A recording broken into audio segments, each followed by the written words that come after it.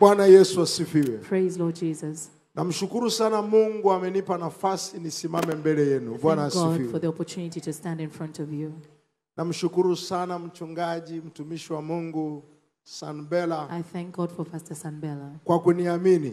for entrusting me. Sio rahisi mchungaji ya kuamini na watu wake na madhabahu. It's not easy for a pastor to trust you with his Kwangu naiona congregation. ni heshima kubwa. It is such an honor. Nashukuru sana. I am grateful. Nashukuru mama mchungaji Sanbella. Thank you to Mama Pastor Sanbella. Asanteni kwa mapokezi mazuri. Thank you for your proper reception. Asanteni kwa kututunza. Bwana Yesu asifiwe. Thank you for your hospitality. Nashukuru sana timu yote ambayo imeweka mkutano huu pamoja. Thank you for the entire organizing committee. Tunahisi uwepo wenu. We feel your presence. Kila mahala ukipita utapata mtu anakuuliza pastor kama kuna chochote. Wherever you go, you'll be asked if you need Inamaanisha anything. kuna watu wamejipanga Means kutuhudumia. people are well Na organized to washukuru serve. sana. I thank you. Nataka kufundisha shinda roho au shinda usingizi wa kiroho. I will teach you how to Hiki conquer ndio spiritual nitakufunza. sleep. Shinda usingizi wa kiroho. To be able to conquer the spiritual Ni kitu sleep. kidogo sana. It is a very small thing. Ni kitu chepesi. It's a very easy thing. Lakini kuambia kitu But let me tell you something. kinaua. It kills. Kina uwezo wa kukunyang'anya huduma. It has the ability to snatch your Kina ministry. uwezo wa kusababisha shambulizi ambalo kukutoa ndani It can cause attacks to come itakugharimu. to disrupt you. and That's remove you why from your path. nimesukumwa na Mungu That's why I've been pushed by God nikufunze. to teach Na you. unisikilize. Now listen. Kila mwana wa Mungu ana mbegu ya ukuu ndani yake. Every son of God had a seed of greatness inside Kila them. mwana wa Mungu. Every son of God. Mungu hatengenezi mbilikimo. God does not make elves. Mungu anatengeneza majitu. God makes giants. So kila mwana wa Mungu una mbegu ya ukuu ndani yako. Every child of God has a seed of greatness Unaweza within kuwa them. mkuu katika biashara. You can be great in business Unaweza kuwa mkuu katika huduma. or in ministry Unaweza ukawa mkuu katika kilimo. or even in agriculture. Mungu kitu chochote anaanza na mbegu. God begins with a seed. Haanzi na kitu kikubwa. He does not begin with a big thing. Na ni jukumu lako upalilie mbegu ambayo Mungu ameiweka ndani yako. It is your duty to make sure you Uiguse care for the ikue. seed, to grow it. Ndio sababu unaona hata Kristo That is why even Christ haanzi kama nabii. did not begin as a prophet, Haanzi kama mwalimu. did not begin as a Biblia teacher. inasema na mtoto Yesu. The Bible says child Yani ni Jesus. mwokozi, He was a savior. lakini ili aanze mbegu ya wokozi iko ndani yake. But to begin, he had his seed. So of neno la saving Mungu him. linasema katika Luka The word of God says in Luke sura ya pili chapter 2 na mstari wa 40. and verse 40. Luka sura ya pili Luke chapter 2 na mstari wa 40. and verse 40. Yule mtoto akakua. Child grew. Can you imagine? Unaweza Huyu ni kufikiria. Kristo amezaliwa na ni mkuu. Christ was born and Ni he was mtu already great. mkubwa. He was a great man. Lakini mbegu ya ukuu imewekwa ndani yake. The seed of greatness was Ana inside cha him. kufanya kuifanya itoke. There was something he was to do to bring it So out. yule mtoto Biblia inasema akakua. So the child grew. Na That's Biblia what the Bible inakuonyesha says. maeneo anayokuwa ndani. The Bible Na shows you mwisho where wa he siku went. tuna mkombozi. And at the end of the day, we have a Same savior. thing na Samuel. The same thing with Samuel. Unamwona Samuel ni nabii mkubwa kabisa. Samuel was a great prophet, Nabii aliyeheshimika. a honorable Lakini prophet, hakuzaliwa nabii. but he was not born a Biblia prophet. inamuonyesha pia Samuel The Bible also shows Samuel. katika kitabu cha Samueli wa kwanza sura ya pili 1 Samuel chapter na 2, mstari wa 26. verse 26. Samueli wa kwanza 1 Samuel sura ya pili chapter 2, mstari wa 26. verse 26. Na yule mtoto Samueli akazidi kukua. You see, licha ya kwamba ni nabii mkubwa, Apart from being a great prophet, mbegu ya ukuu imo ndani yake. the seed of prophecy So was inside of him. anaipalilia, So he continued to grow. anaifanya ikue.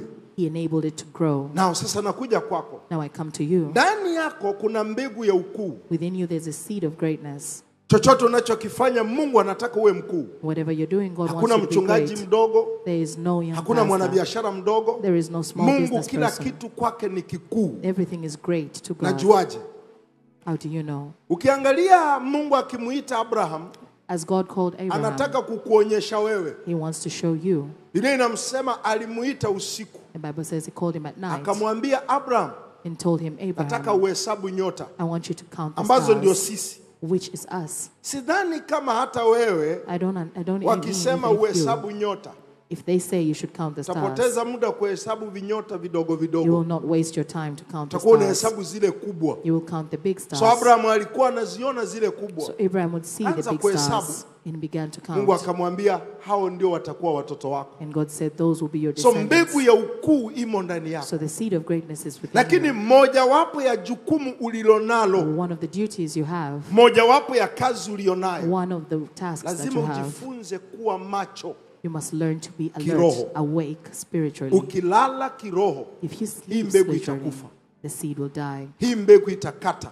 The seed will die. Mojawapo ya jukumu ambalo tunalo, mtu wa Mungu nisikilize, One of the duties we have, jifunze kuwa macho kiroho. learn to be awake Na spiritually. nitakufundisha tu hapa ndani inamaanisha And nini. I will teach you what it means. Katika Biblia In the Bible, kuna aina mbili ya there usingizi. are two kinds of slumber. Nielewe ili ujue naongelea nini. Understand so you know what I'm talking Kuna about. usingizi wa kawaida There is ordinary ambao sleep kila mmoja, hata mimi nalala. that everyone has, even me. That is, umefanya kazi zako, You've worked, umechoka, you're tired. umefika jioni, In the taenda evening, nyumbani, you go home talala. and you will sleep. Siku utapita.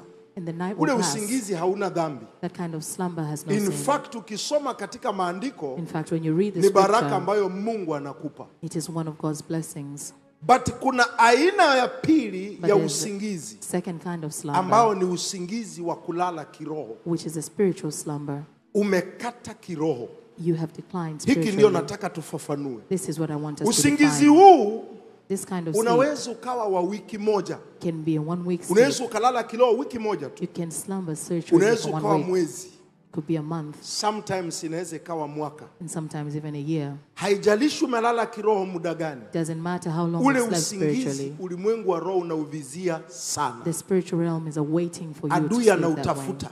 The enemy is awaiting that. Akiupata ni kama mtaji kwake. That is like capital to him. Usingizi huo unaweza ukawa chanzo cha kila ambacho unakipitia leo. It could be the source of what you're going through Unaweza today. ukawa sababu ya vita It could be the cause of your ambavyo battles, unaviona katika maisha the yako, battles that you see in your kwa life. sababu siku zote Because all the ule time, usingizi unafungua mlango that slumber opens the kwa door adui. for the enemy. Na tuchambue kidogo, Now let us examine, usingizi wa kiroho unamaanisha nini? what does spiritual What does slumber it mean? mean? Inamaanisha nini kulala kiroho? What does it mean to sleep spiritually? Nataka nifafanue moja hadi nyingine. Let me explain one after the other. Inamaanisha nini What it kulala means. kiroho? To sleep spiritually. Takupa vitu kama vinne. I'll give you about 4 Number points. one, Number moja, kulala kiroho ni kupoteza nidhamu zako za kiroho. to sleep spiritually is to lose your Umepoteza spiritual vitu discipline. vilivyokuwa vinakutunza kiroho. You've lost your spiritual discipline. Unaweza ukawa mchungaji kama nilivyo, You may be a pastor like me. umepoteza nidhamu zako. You've lost your spiritual za kiroho. discipline. Haimaanishi ya kwamba utapoteza cheo. Doesn't mean you lose your Haimaanishi ya status. kwamba utapoteza nafasi uliyokuwa nayo. Doesn't mean you lose your But position. umepoteza nidhamu zako za kiroho. You've lost your spiritual discipline. Kila mwana wa Mungu, Every child of God kuna vitu ambavyo vinakuweka hai mbele za Mungu has wako. things that keep you alive in front of your God. Maombi, Prayer, kufunga, fasting, utumishi, ministry, sadaka. offering. Hivi ni vitu ambavyo vimekuweka katika mstari wa ushindi. These are things that have kept you aligned to the Vimekuweka greatness. katika mstari wa mpenyo. That have kept you in line with Mradi breakthrough. vipo, They are there. As long as wanaweza they're there, kuroga, they can try to bewitch lakini you, haurogeki. but they will not Sio succeed. kwamba umemdhibiti yule mchawi kwa sababu umejenga ukuta. It's not because you've built a wall, But kuna misingi ya kiroho ambayo umeiweka, but there's a foundation built in the unapoendelea spirit. navyo As you proceed with them, zimeweka mashambulizi mbali na wewe. they have placed So attacks away kulala from you. kiroho, number one, Spiritual slumber, number one. umepoteza nidhamu yako ya kiroho, You've lost your spiritual discipline, ambalo ni lango limefunguliwa moja kwa moja. which is a doorway that is open. Ni udhaifu umetengenezeka moja kwa It moja. is a weakness created. So unashangaa You may be shocked. katika nafasi yangu, In that position, mbona bado niko pale? why am I still in Kwa the nini same place? napigwa? Why am I being attacked? Angalia nidhamu yako ya kiroho, Look at your spiritual discipline. umeitunzaje? How have you kept Kuna it? vitu ambavyo vinakufanya uwe mahala ulipo. There are things that keep you where you Unaweza are. ukawa unavifanya kawaida, You may take them as ordinary. unavifanya kila siku, You may do them every but day, vimekushikilia katika ulimwengu wa roho. but they have held you captive in the Mkono spiritual wa realm. ibilisi hauwezi ukakushika. The hand of the enemy cannot touch Mtego you. hauwezi ukakukamata. A trap cannot catch you. Mshale kukupata ni shida. An arrow cannot ensnare you. Na vimevuta uwepo wa Mungu karibu na wewe. And they've pulled the presence of God close Kulala to you. kiroho ni nini? Spiritual slumber. What does it Umepoteza mean? nidhamu yako ya kiroho. You've lost your spiritual lost it. discipline. Na kwa sababu hiyo And because of that, adui anaiona ni usingizi the enemy sees it as ambao sleep, umeingia ndani, which has come inside, unaotumiwa na ibilisi that is used by the devil kukupiga. to attack you. Samueli wa pili 2 Samuel sura ya 11 chapter 11 na mstari wa kwanza. and verse 1. Acha nianze na Daudi.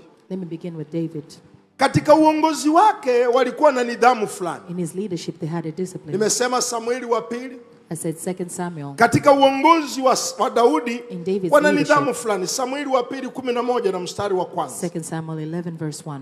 Biblia inasema Bible says, hata ikawa mwanzo wa mwaka, in the spring at the time when the kings, wakati watokapo wafalme kwenda vitani, when the kings go off to war, watokapo ni kitu ambacho walikuwa wanakifanya mara kwa mara.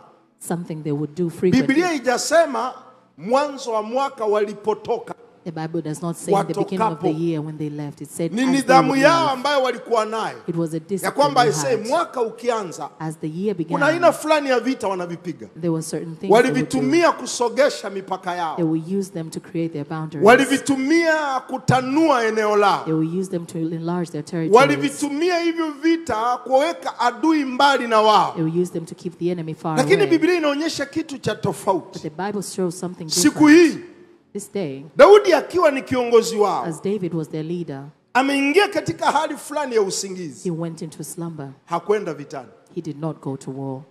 Ametupa hii nidhamu. Gave us this discipline. Siku hiyo That Daudi day, aliamua kuwatuma wanajeshi waende. David sent his soldiers to Neno go. linasema yeye akapanda juu. The Bible says he went up Amepoteza nidhamu, and lost his discipline. akapanda juu. He went up, Adui akapata mlango. and the devil found a doorway. Kule juu hakupanda tu, pengine hakuwa anaenda hicho, alikuwa amepanda tu kuangalia vitu vyake. Probably he just went for Lakini other matters, ameteleza kiroho. but he slipped spiritually. Amepoteza nidhamu fulani ambayo ilikuwa inambeba. He lost the discipline that would carry him. Amepoteza nafasi fulani ambayo ilikuwa inamlinda. He lost a position that was Haikuchukua securing him. muda. It did not take long. Macho yake yakakutana na mwanamke His eyes saw a woman anaoga, who was bathing. yuko uchi. She was naked. Daudi akasahau vita kabisa. David forgot about the Angalau war. hata angeombea wana vita. At least he could have prayed for the Hakuomba. people in battle. He did not pray. Angalau hata angekuwa anawasiliana nao. He could have communicated Yaani with kwa them. lugha fupi, In short, Daudi alijikata kabisa na swala la vita. David forgot about war completely. Ameingia katika kitu tofauti kabisa ambacho hakiendani na nidhamu ambayo wameitunza muda He mrefu. went into something that's different and against his discipline. Do you know? Unajua, Huu ndio ulikuwa mwanzo wa laana this was the beginning of the katika curse familia ya Daudi. in David's family. Kwa sababu Nathan alipokuja, Because when Nathan alimwambia came, Daudi, he told David, hiki ulichofanya ni kama upanga. what you have done is like a sword, Unakata upande wote. and it is cutting on both Umefanikiwa ends. kukata kwa huyu, You've managed to cut on lakini this end, utakata kwako. but you'll also Hapa cut ndiye in your own alimpoteza house. Absalom. And that's why he lost Hapa ndiye Absalom. alimpoteza Adonija. And that's why he lost Kwa Adonijah. tukio la usingizi huu, Because of that kwa slumber kupoteza nidhamu hii, and losing that hapa discipline, ndio Daudi alipoteza karibia familia yake nzima. that is where David lost Kwa roho almost ya his whole uzinzi. family, the spirit of adultery. Alijiingiza katika vita ambavyo kukamilika. He went into a battle that was Usingizi endless. wa kiroho ni kutupa nidhamu yako. Spiritual slumber is losing your kiroho. spiritual discipline. Nimekuwa mchungaji kwa muda. I've been a pastor for Kuna long. vitu ambavyo vinabeba uchungaji wangu. There are things that carry my pastor Kando na ministry. suti, kando na Biblia mpya, Apart from the suit and the Bible, kuna vitu vya kiroho there are things in the ambavyo spirit vinabeba uchungaji wangu. that bear my pastoring ministry. Nikianza kuona vinakata, As I see them begin to signal decline, ninayojua ni kwamba naandaliwa mashambulizi. the signal that I know is So I'm preparing to be najirudisha haraka. attacked. So I go back very Kuamka quickly, asubuhi kuomba, waking up in the morning to pray, kufunga mara kwa mara, fasting frequently, kusimama mstari wa mbele katika maombi, being a frontliner in prayer, sadaka, offerings, licha ya kuwa mtumishi, kutumika, apart from kuvuna serving, nafsi, Ni nidhamu ambazo zinakuweka wewe. It's a discipline that keeps you. Nataka ukae ujiangalie, kuna mahala ambapo umefungua mlango brother. Analyze yourself. There's a door That's you've left why open. Yesu anasema rudia pendo lako la kwanza. Jesus said, go back to your initial Kuna love. kitu ambacho umepoteza ambacho kimesababisha There's something kila you've lost pepo mjini linakutafuta. that enables every demon in town to come and Kuna attack kitu you. ambacho umekidondosha kimevunja ulinzi wako. There's something you've dropped that has taken away your Kimefungua mlango security. ambao hauoni wewe. It has opened a door you do not see. Hakuna roho mbaya katika ulimwengu wa roho There's kama no roho ya spirit mazoea. that is dangerous like the spirit. Unaweza ukawa mwombezi ukazoea kuomba You may be a prayer na warrior ukaichukulia poa, and you may take it for granted ukaidondosha, and you may drop it. kafungua mlango kwako. You open a door. Usingizi wa kiroho Spiritual slumber. manake ya kwanza ni hii: The first meaning is this. umetupa nidhamu zako za kiroho You've thrown away your ambazo spiritual ukiangalia discipline. vizuri vurugu ipo katika ndoa, If you look carefully, there's vurugu battle ipo in marriage. katika biashara. There is battle in business. Katika hali kama hii, nisikilize mtu wa In Mungu, this situation, hauwezi listen, ukaitatua na vikao, you cannot solve it with meetings. hauwezi ukaitatua kwa kuwekewa mkono. You cannot solve it by being prayed for. Lazima urudi katika nafasi You yako, must go back to your position. lazima urudi mahala pako. You must go back to where you That's why belong. unamhitaji Roho wa Bwana That's why you need the Holy akukumbushe Spirit iwapo to unasahau remind you when you forget ya kwamba umetoka katika mahala pako pa maombi. that you have. Naongea na watu fulani hapa, I'm speaking to certain people. kuna kipindi ungelidumu lisaa If you had endured for an katika hour kuomba kwako, in prayer, watoto hawakuwahi umwa, your children would never be sick. haukuwahi kosa hela, They had never lacked their hata needs. ungelifungua biashara dakika 40 tu, Even if you had opened a business for 40 minutes, usingetoka bila faida. you would never leave without profit. Kaingiza ubize, And then you became busy. kadondosha nidhamu hii, And then you dropped your discipline. kaipoteza nidhamu You hii. lost your discipline. That's why Ndio maana, sometimes utakuja tukuwekee mkono, sometimes we want us to lay hands on you. tutaweka kwa uaminifu We sana. will lay hands faithfully. Unaweza ukadondoka, You may even fall ukabiringika, and even roll lakini over. usiporejesha nidhamu hii, If you do not restore the mlango discipline, bado uko the wazi. door is still open. Sikilize mtu wa Mungu, Listen, child of God. nilifundishwa kitu na mtumishi wa Mungu, I was taught something by a man of God. akasema kitu kama hiki: And he said, ukija nyumbani kwako if you come to my house na ukute nzi zimejaa and you find flies, kila kona, ni nzi, everywhere there are flies. unaweza ukanunua dawa ya kuua nzi, You cannot buy lakini spray. unapuliza, zinapotea kwa muda. But when you spray, they go away then for a zinarudi. while and then they come back. Unajua suluhu ni nini? Do you know what's the Tafuta solution? chanzo chake. You must seek the source. Utapata kuna kapu mahali ambapo panya amefia. You may find there's somewhere that a rat Do you had know died. ukichukua hicho kapu Do you know if you take na away yule that panya cup aliyekufa ndani and the dead rat na ukakitupa, and you throw them away, hautahitaji maombi, you will no longer need prayer. hautahitaji kufunga, You will not need to fast. inzi wamekata. The flies are gone away. That's why kuna mtu nimetumwa niseme na yeye So I've hapa been sent to tell ya you, kwamba kaa chini, chukua tathmini. sit down and analyze. Usingizi wa kiroho ni nidhamu ambayo umedondosha. The spiritual slumber is a discipline you've Umedondosha lost. nidhamu ya zaka You've lost your ambayo discipline in ilikubeba tithing, sana. which had carried you. Ulipokuwa mwaminifu katika zaka ya huduma, When you were faithful in tithing, kanisa alikukawia kukua. the church did not cease to grow. Wewe mwenyewe ukuwahi lala njaa, You had never gone to sleep without watoto food. wako hawakuwahi kosa ada, Your children did not kwa lack sababu school ulikuwa fees umeshikilia kitu. because you had held on to Yalikuwa ni something. macho yako ya rohoni yaliyokuwa yanatazama mahali uoni Your wewe, spiritual eyes would see something you don't but see. wakati ukafika, maybe ukazoea. But there was a time you became Ukakata. accustomed to it and you stopped. The moment ulipokata, When you stopped, nidhamu ambayo ilikubeba, the discipline that carried you, lazima roho ya uhitaji ingie, the spirit of need will lazima come to you. ukame fulani There ukuingie. is a lack that will come to Utafunga your life. 40 kavu. You will fast for 40 How I days. wish kufunga kwako kukufungue macho, How I wish your fasting will kuambie open your rudi eyes katika nafasi yako, until you go back to your position. rudi mahali Go ulipodondoka. back to where Leo you hii fell. nimekuja kutabiria mtu I have hapa come to tell someone neema today. ya kukurudisha mahala pako, The grace to restore kukurudisha you kwenye nafasi yako, to your position. inawaachiliwa leo hii katika In the jina name la of Yesu. Jesus. Namba 2, Point number 2. usingizi wa kiroho unamaanisha nini? What does spiritual Ni slumber mean? hali ya kuwa mbali na Mungu. It is being far You are away from far God. from God. Uko mbali na Mungu. Angalia nafasi yako Look at na your mahala position. pako na Mungu. And where you are with God. Mungu tunapotembea naye, When we walk with God, mara ya kwanza utaenda kwake una matatizo na mahitaji. first time you'll go to him when you have problems. Inafika wakati It will reach a time. Zaburi 91 Psalm kuanzia 91 mstari wa kwanza, from verse 1. aketie, The one who hataki hata dwells, uvizie, he does not want you to sneak. anatafuta mawasiliano na wewe, He's seeking communication with anatafuta you. ushirika na wewe. He's seeking companionship with Ukaribu you. wako na Mungu ndio ulinzi Your wako. closeness with God is your security. Katika hiyo Zaburi In the 91 Psalm anasema 91, mstari wa kwanza, And he says, aketie mahali pasiri pa Mwenyezi. whoever dwells in the shelter of the Huyu Most High, mtu this sio person, kwamba atakuwa na vitu, it's not that they will have a sio lot. kwamba atakuwa na kitu fulani, It's not they'll have lakini something, anasema atakaa but they chini ya will dwell. uvuli wa Mwenyezi. They will dwell in the Maana shadow of yake the Almighty. atakula kila ambacho Mwenyezi anakula, They will eat what the Savior is eating. atafanana na vile Mwenyezi They will anafanana, resemble the Almighty. ataongea kama vile Mwenyezi They will anaongea. speak like the Almighty. Na ukaribu huu na Mungu wake And this closeness to their God, utarogwa namna gani kama upo katika uvuli wa Mwenyezi? how can you be bewitched when you're in the shadow of the Almighty? Utakamatika namna gani kama upo katika uvuli wa Mwenyezi? How can you be ensnared in the shadow of the Almighty? Utalalaje njaa kama upo katika uvuli wa How can Mwenyezi? you sleep hungry in the shadow of the Lakini Almighty? kilichokuweka katika uvuli wa Mwenyezi ni nini? But what has kept you Anasema there? aketie.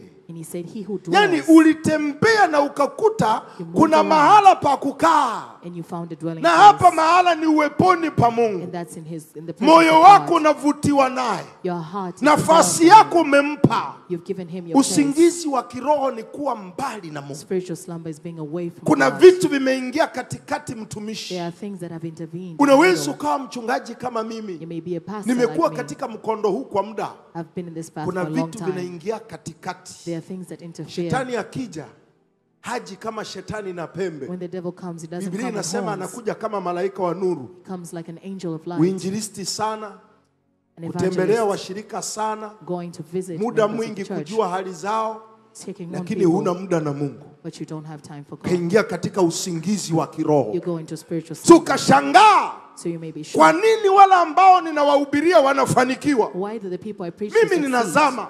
and I am declining? Kwa mbali na Mungu, It's because you're far away from kwa God. mbali kabisa na Mungu. You are far away Unaweza from God. ukajiweka uko bize, You may assume to be hauna busy. muda wa maombi yako You don't have binafsi. time for personal prayer. Madhabahu yako binafsi yana vumbi.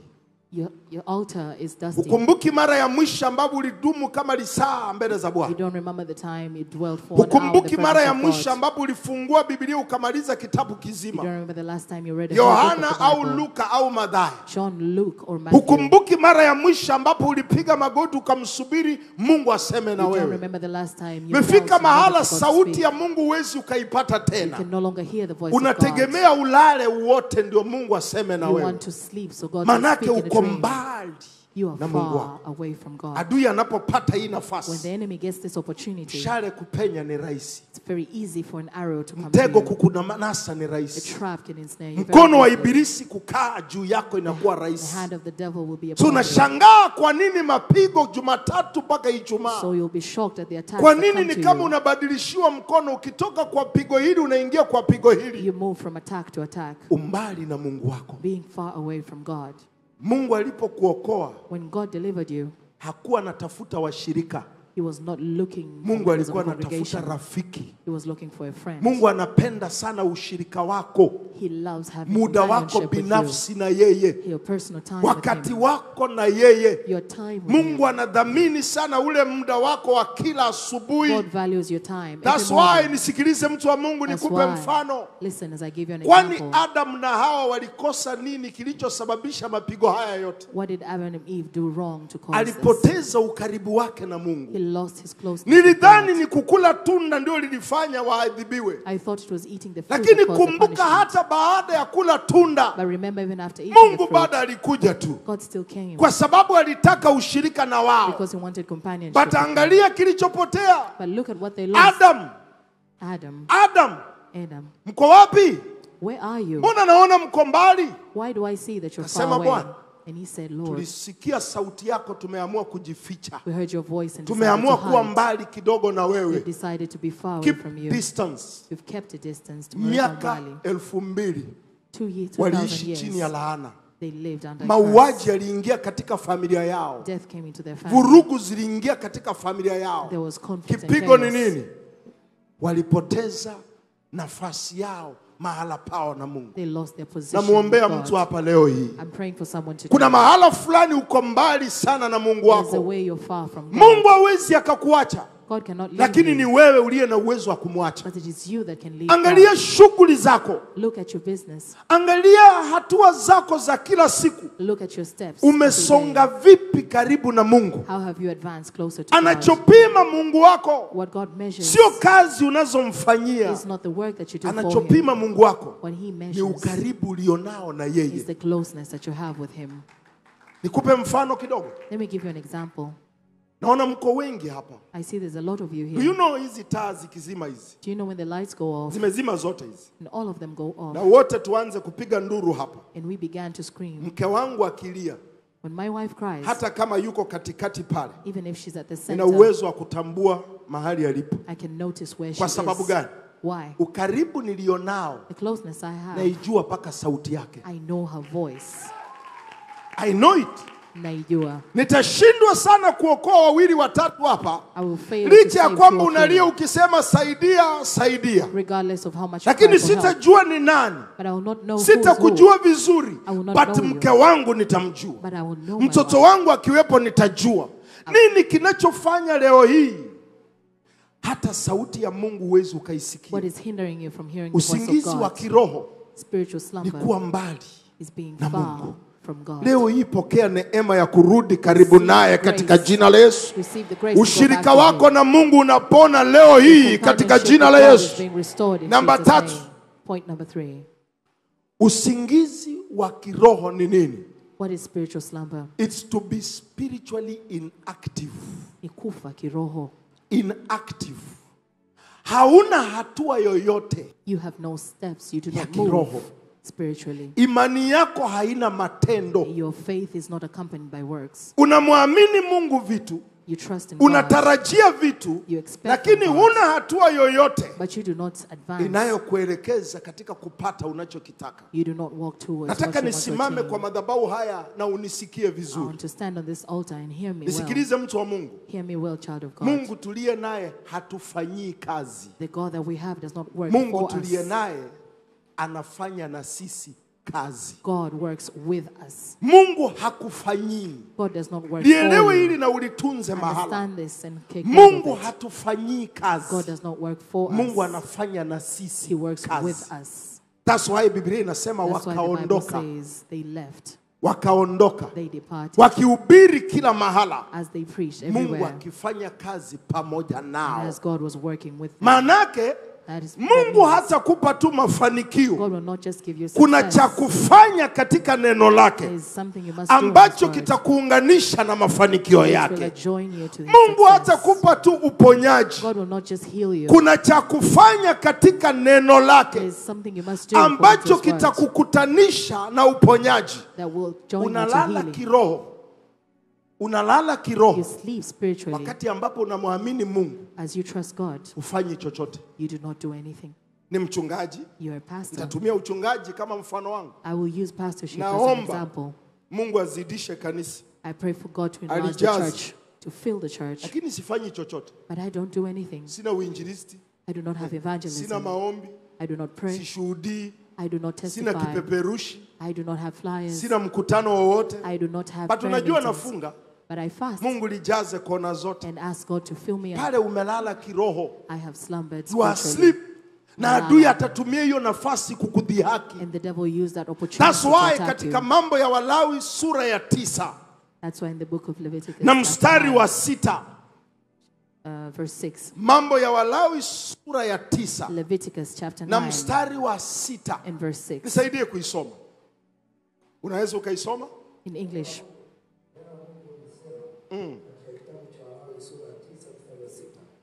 Kisha Musa akasema, neno aliloliagiza Bwana kwamba mlifanye ni hili, na huo utukufu wa Bwana utawatokea. Neno alilomwagiza Mungu mfanye ni hili.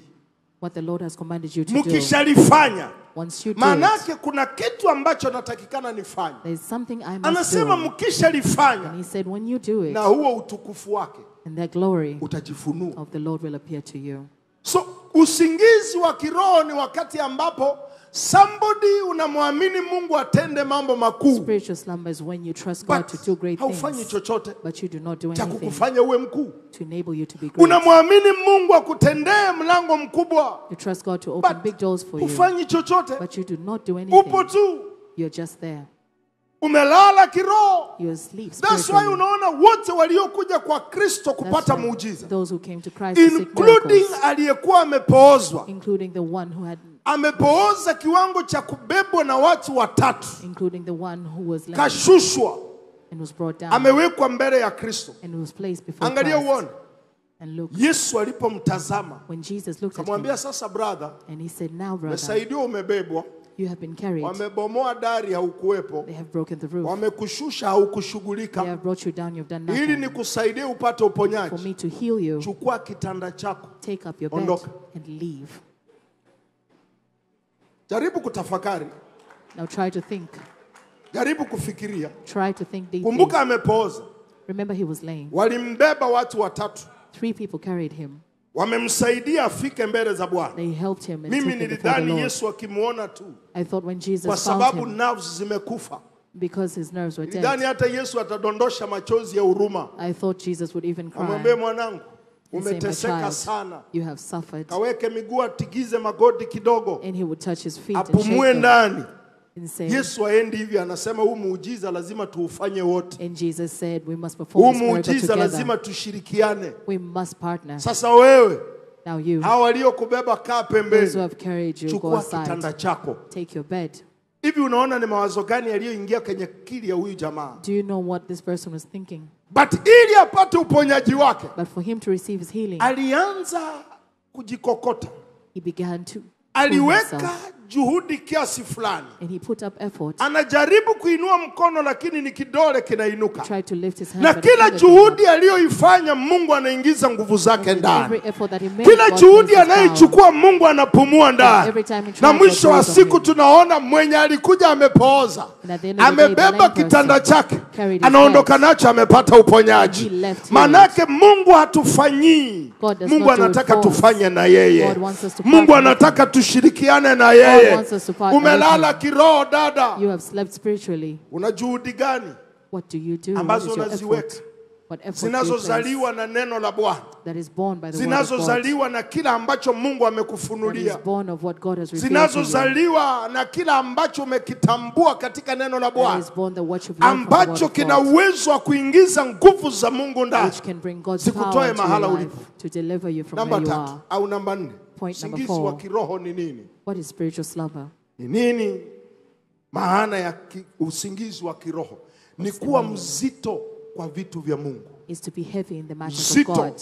kwa vitu vya Mungu. To be heavy, to have a Na heaviness in wakati matters of ambapo God. roho ya uzito inakuvaa, Sometimes the spirit of ni heaviness will mzito wa bear you. kuomba, You're heavy in prayer. ni mzito katika neno, You're heavy in reading the ni word. mzito katika utumishi, You're heavy in ministry. ni mzito katika sadaka. You're heavy in giving offerings. Kufunga ni shida. Fasting is a Sijui ni challenge. wangapi ambao tuko hapa, I don't know how many of us were inawezekana here. ndio unapitia leo hii. Maybe today you're going through this. Ikifika wakati ulisome neno la Mungu unalala When it's ghafla, time to read the word of God, you sleep. lakini ukiamua kutazama movie, But when you decide to watch a unaweza movie, ukawa macho mpaka asubuhi na ukashangaa usingizi you uliendaje. could stay up till morning. Mzito katika vitu vya kiroho Heaviness in the matters of the inatendeka spirit. mpaka kwetu. It happens even to Yani us. nikichukua simu niende Facebook, When I go into Facebook on my phone, naweza nikawa macho pengine mpaka saa 8, I could stay awake to 2 a.m. sisinzii wala sioni maluelue. I don't fall asleep or struggle. Hapo hapo nilipokaa, Where I am, nikigeuza hiyo simu if I put that phone nibadilishe down Facebook iwe Biblia, and I switch from Facebook to nahitaji the dakika Bible, 5 tu, I only need 5 minutes. nahitaji dakika 5 tu. Only 5 minutes. Nimeanza kuota, And I begin to dream. nimeanza kuona katika ulimwengu wa roho, Begin to see in the spiritual realm. nimeanza kusafiri kama mtumishi I alivyosema. begin to travel. Tatizo ni nini? What is the problem? Umekuwa mzito There is a heaviness katika in you vitu vya Mungu. in the matters of God. Sijui ni wangapi ambao wako hapa. I don't know how many of you Kitokea here. pengine ni sadaka kuhusu nyumba ya Mungu. Maybe if you have to give an Kijikuta ni offering in the mzito. matters of God, you have a Maswali heaviness. yanakuja, mbona mchungaji amezidi? You question yourself and you say, why is the Mbona kila pastor doing siku too imekuwa much? sadaka? Why they're talking about Lakini offerings every day? kitokea watu watano And when 5 au people watatu or 3 people wamefariki kwa mtaa, have died in your neighborhood, lazima huo mchango upatikane. you must give an Unaweza offering, ona contribution. usingizi ambao umeingia ndani. You may find the sleep Ikitokea that has come inside. kutumika mahali ambapo watu watakuona, If it happens that you have to serve where kitu people have to ambacho see you, hakimuhusu Mungu, something that does not concern God, umechangamka. you are active. Kitokea swala la Mungu, But when it comes to matters of unajivuta. God, you are heavy. umelala kiroho. You have slept Mwamini Mungu spiritually. leo hii. Trust God today. Vitu vya Mungu viwe kibao mbele ndani The yako. matters of God be a priority. That's for why you. unaona Yesu anaongea, anasema That's why Jesus says, utafuteni kwanza, seek first. utafuteni kwanza Seek first ufalme wa the Mungu kingdom of God. na haki zake, na hivi vyote And everything hakusema else, mtapewa, he did not say anasema it will hivi be given to vyote you. He said everything else utazidishiwa. will be added unto So you. lazima ifike mahala ili ujue uko macho. So you must reach a time where you Kiroho. know you're awake spiritually. Angalia nafasi uliyompa Mungu wako. Look at the position that you've given your God. Angalia jinsi unavyochangamkia vitu vya Mungu. Look at how active you are in the matters of Angalia God. msukumo unaokuwa nao inapokuwa ni jambo la Mungu. Look at the push in you in matters of God. Iwapo Mungu amewekwa mstari wa pili, If God is the second priority, mahitaji yako na we mwenyewe binafsi wamechukua usukani, your needs are the first priority. huu ndio mlango ambao unatumiwa na Ibilisi This is the doorway that the devil kuendelea uses kukugandamiza, to continue to kuendelea hold you kukushikilia. captive, to hold you captive. Unashangaa kwa nini sibadiliki. You wonder why you're not changing. Umeingia katika usingizi wa You have kiroho. gone into spiritual Leo hii slumber. neno Mungu alilonipa ni kwamba The word God has given me utaamka today. katika jina la You Yesu. will wake up in the Nasema name of unaamka Jesus. katika jina la You will Yesu. wake up in the name of Jesus. Nataka nikupe vitu kadhaa, nisonge mbele I kidogo, want to give you a few kuonyesha items hatari za usingizi wa kiroho. to show you Hizi the ndio dangers of hatari. spiritual slumber. You see, unaweza ukacheza na kitu You may play with something pasipo kujua kina madhara gani. without knowing the side effects or the Mtoto anaweza consequences. akacheza na sumu A child may play with poison akajipaka hata kwenye uso or even kwa smear it sababu on their hajui face itamuua. because they don't know it will So kill them. unaweza ukawa unacheza na hiki kitu unakieleza kiurahisi, You may play around with lakini this, hizi ndio hatari zake. but these are the Takupa effects. vitu kama vitatu hivi I will vinne. give you about 3 or 4 Number points. Number one, Usingizi wa kiroho unafungua mlango wa shambulizi. spiritual slumber opens Saa the door to yoyote, attacks. muda wowote Anytime unaweza ukashambuliwa. you can be attacked. Unafungua mlango wa shambulizi. You open a doorway for attacks. Any moment unapolala kiroho, Anytime you sleep uwe spiritually, mama, be it a mother uwe baba, or a father uwe mchungaji, or a pastor, umefungua mlango wa shambulizi. you've opened a doorway to Katika attacks. nyumba zetu tulizonazo, In the houses that we have, especially kwenye familia. especially in our families. Baba, unapokuwa katika familia, When a father is in a family, Mungu anakupa ofisi tatu God gives you 3 offices ambazo zinakufanya uwe baba. that enable you to be a Haui father. baba kwa sababu unalipa ada. You don't become a father because you pay Unakuwa school baba na fees. heshima yako ni kwa sababu The honor. umetunza ofisi zako tatu. The honor in being a father is Katika keeping those 3 familia, offices. Baba ni kuhani In a family, a ambaye father, anawakilisha familia yake mbele za Bwana. a father is a priest that represents his Katika family. familia, In a family, baba ni nabii a father is a prophet ambaye ana uwezo wa kutamkia watoto wake. that can speak over his children. Sasa uliona Yakobo akitamkia watoto That's wake. why Jacob spoke over his Na children. katika familia, And in a family, baba ni mfalme a father is a king ambaye unatakana uweke mambo sawa, that you must place order, uweke serikali ya familia. place the Kuwe government, na the order of your nidhamu family. kiasi. There must be a discipline. Unapolala kiroho, When you sleep spiritually, umeingia katika usingizi wa you've kiroho. gone into spiritual Manake ni slumber. baba ambaye uko mbali na Mungu. So you're a father who's away Ni from baba God. ambaye ni mzito kwa vitu vya You're a Mungu. father who's heavy in the Ni matters baba of ambaye God. umetupa nidhamu zako You're a za father who kimungu. has lost his spiritual Matokeo yake discipline. ni kwamba umefungua lango la You've shambulizi. opened a doorway for attacks. Utashangaa watoto wanavamiwa ovyo ovyo. Your children will be attacked. Utashangaa uchumi umevamiwa. Your finances will be attacked. Utashangaa milango imefunga. Doors will close. Kwa nini? Why? Usingizi wa kiroho unafungua mlango wa shambulizi. Spiritual slumber opens That's doors why for Biblia attacks. inasema wala msimpe ibilisi That's nafasi. why the Bible Don't says give him a don't chance. give the devil Moja a wapo ya chance. nafasi ya kumpa ni hii.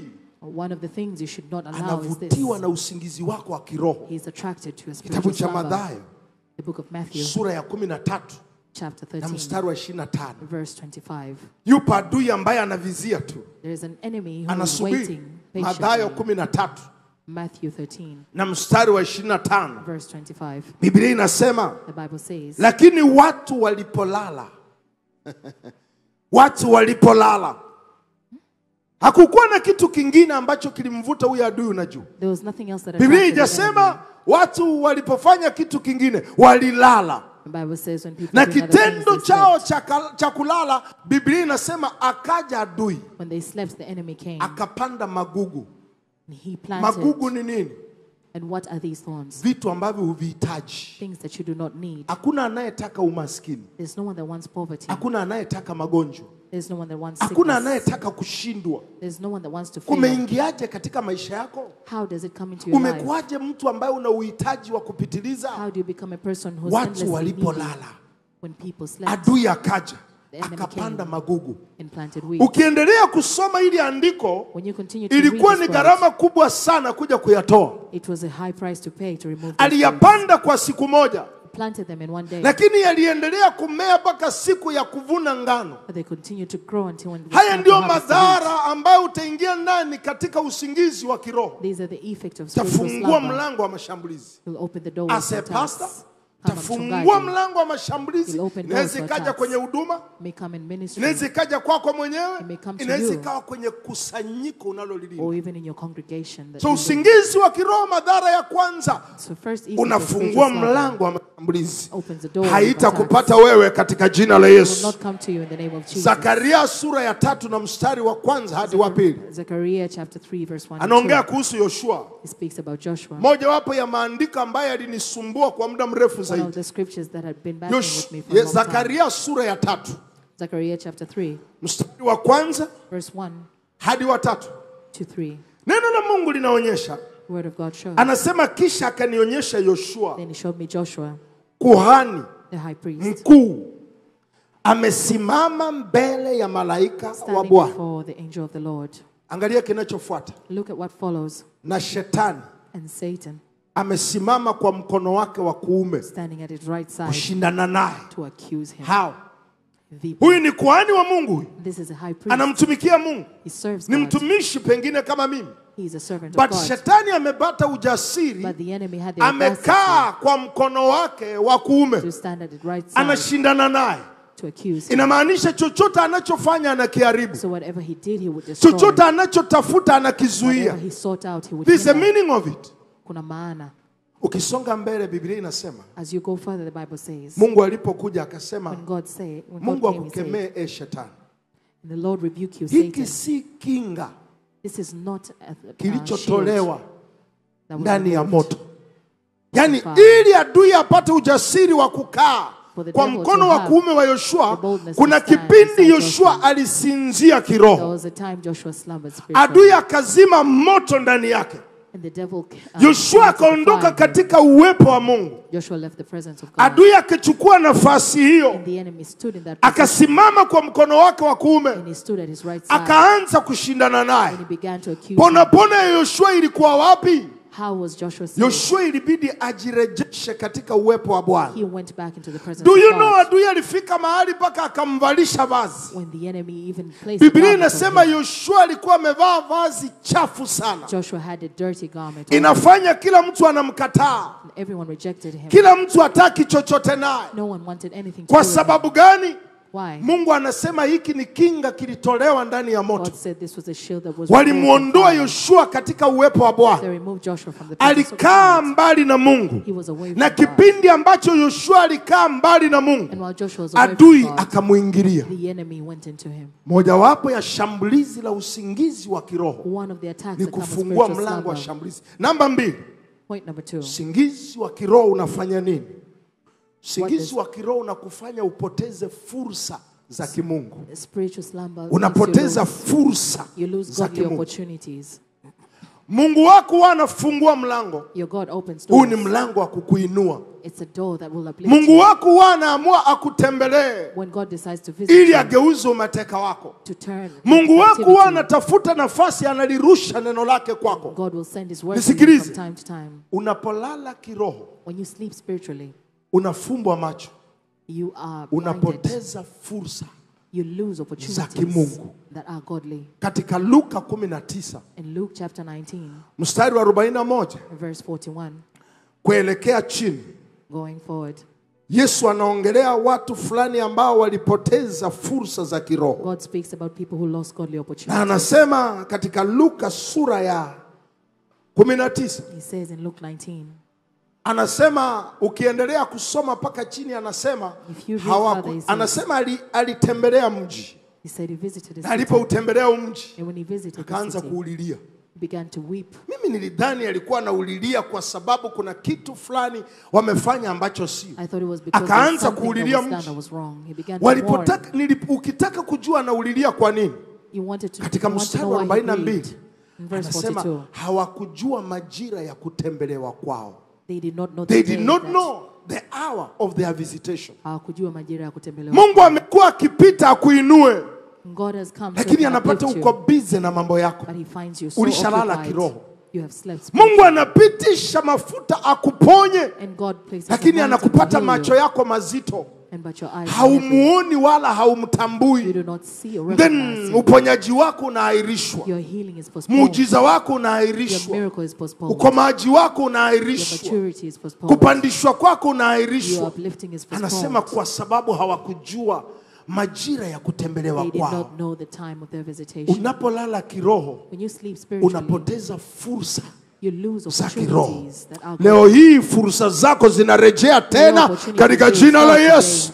Kama unaamini sema If you amen. believe, say amen. Kama ni wewe Bwana anakurejeshea sema haleluya. If it is you, say hallelujah. Kwa sababu umelala kiroho, Because you sleep spiritually, fursa ya kuinuliwa, the opportunity to be fursa ya uplifted, the kupandishwa, opportunity to be uplifted, fursa ya the kutanuliwa. opportunity to be Mungu enlarged. anafungua mlango, God opens the door anasema tazama, and he says, behold, kufungulia mlango. I will open a door So for you. fursa ni Mungu anakufungulia It's mlango. God that opens doors for you. Alifungua, He opened it, lakini ukuona, but you did not ulikuwa see umelala it. kiroho. You were And asleep that's why unaona spiritually. majira ya changamoto yanaendelea That's kurefushwa. why the season of challenges does Majira ya not end. mapito yanaendelea The kurefushwa season of chaos mpaka does not end utakaporudi karibu na Mungu, until you go back to God, mpaka utakapoanza kuwa mwepesi kwa vitu vya Mungu, until you become active mpaka in wakati matters of God, utakaporejesha nidhamu zako za until kiroho. you restore your spiritual Namba tatu. discipline. Point number 3, Nini madhara ya usingizi wa kiroho? effects of spiritual slumber. Usingizi wa kiroho unaweza ukakufanya upoteze, Spiritual slumber nafasi causes you to yako na lose Mungu. your position you with God. lose your place with God. Unapoteza nafasi yako na Mungu. Namkumbuka Samson, I remember Samson. alizaliwa na upako, unajua. He was born with anointing. Yaani yule bwana ana upako ambao ana uwezo wa kuharibu na kuvunja chochote ambacho kinamzuia. He had an anointing that enabled to destroy But one anything. day Ila siku kaingia moja, katika usingizi wa kiroho. he went into spiritual Biblia slumber. inasema akalala katika mapaja. The Bible says he slept on the Delila. lap of Delilah. Amelala kiroho. He slept spiritually. Kilichomtuma sio anachokifanya. What he was sent was not what he Hana did. muda na Mungu. He did not have time Hivi for watu wa God. Mungu, una taarifa ya kwamba Samsoni katika Biblia nzima Are you aware that Samson in the Bible ni mtumishi peke yake ambaye hakuwahi muinulia Mungu madhabahu hata moja. was the only servant that did not build an altar for Samson God? katika Biblia ameomba mara moja tu. Samson only prayed once in the Bible. Aliomba mara moja tu. He only Kasome prayed Biblia yako. once. Read your Bible. Alitakazwa tangu tumboni. He was anointed since he was Lakini in the womb. ukisoma katika Biblia yako, But if you read your Bible, Samson aliomba mara moja tu. Samson only prayed once. Aliomba akiwa ametolewa macho. When he was blindfolded, Hana macho tena.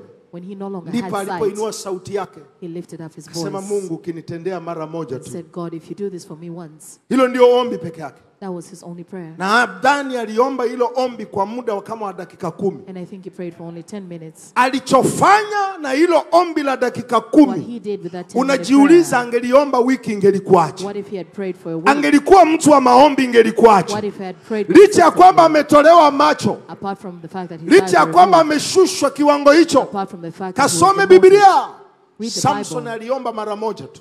Samson only prayed once. Alilala kiroho mpaka akabadilisha kodoro. He slept spiritually until he Ikawa changed his halali kwa mattress. kodoro tena, amelala kwa paja He did no longer sleep on the la mattress, but on Delila. the thighs, the Huo lion's ndio thighs. umbali ambao usingizi wa Samson ulimpeleka. That's how far his slumber took him. Alikaa mbali na Mungu kiwango cha anatumika kimazoea tu. He was far away from God such that Gharama he yake took him for granted. kapoteza upako. He lost his anointing. Tena neno la Mungu linasema Mungu akamuondoka. And God had left him. Roho abu Mungu akatoweka The kutoka Spirit kwake. of God left him. Akapoteza nafasi aliyokuwa He nayo. lost his place. Samson alikufa katikati ya watu ambao alitakana auwe. Samson died in the middle of people he was Aibu. supposed to kill. It was Yaani ni shameful. mchungaji pengine, ni Maybe muombezi, a pastor or ni an nabii, intercessor or a unakufa prophet. katikati ya walevi ambao ulitakana You uokoe. die in the midst of Kienda drunks that mbinguni, you must pray for. utamwambia nini Mungu? What will you tell God Kwa when sababu you ya meet him? usingizi wa kiroho. Because of spiritual slumber. Unaweza ukawa na kipawa humu ndani. You may have a talent. Unaweza ukawa Mungu ameweka kitu kikubwa sana ndani God yako. may have placed a great thing in Lakini you. kinachoua ni nini? But what kills it? Melala kiroho. You have slept Huna spiritually. muda binafsi na Mungu. You don't have personal time with God. Huna wakati wako mwenyewe wa kusoma You do neno. not have time to read the word. Huna utumishi wako Your kama ministry, wewe, kando na kulazimishwa. apart from being Huna forced. sadaka yako mwenyewe ya kujituma, You do not have an ya offering kwamba that leo is hii fulfilled, namtolea Mungu wangu. that today I will offer to my Huna God. nafasi na Mungu wako.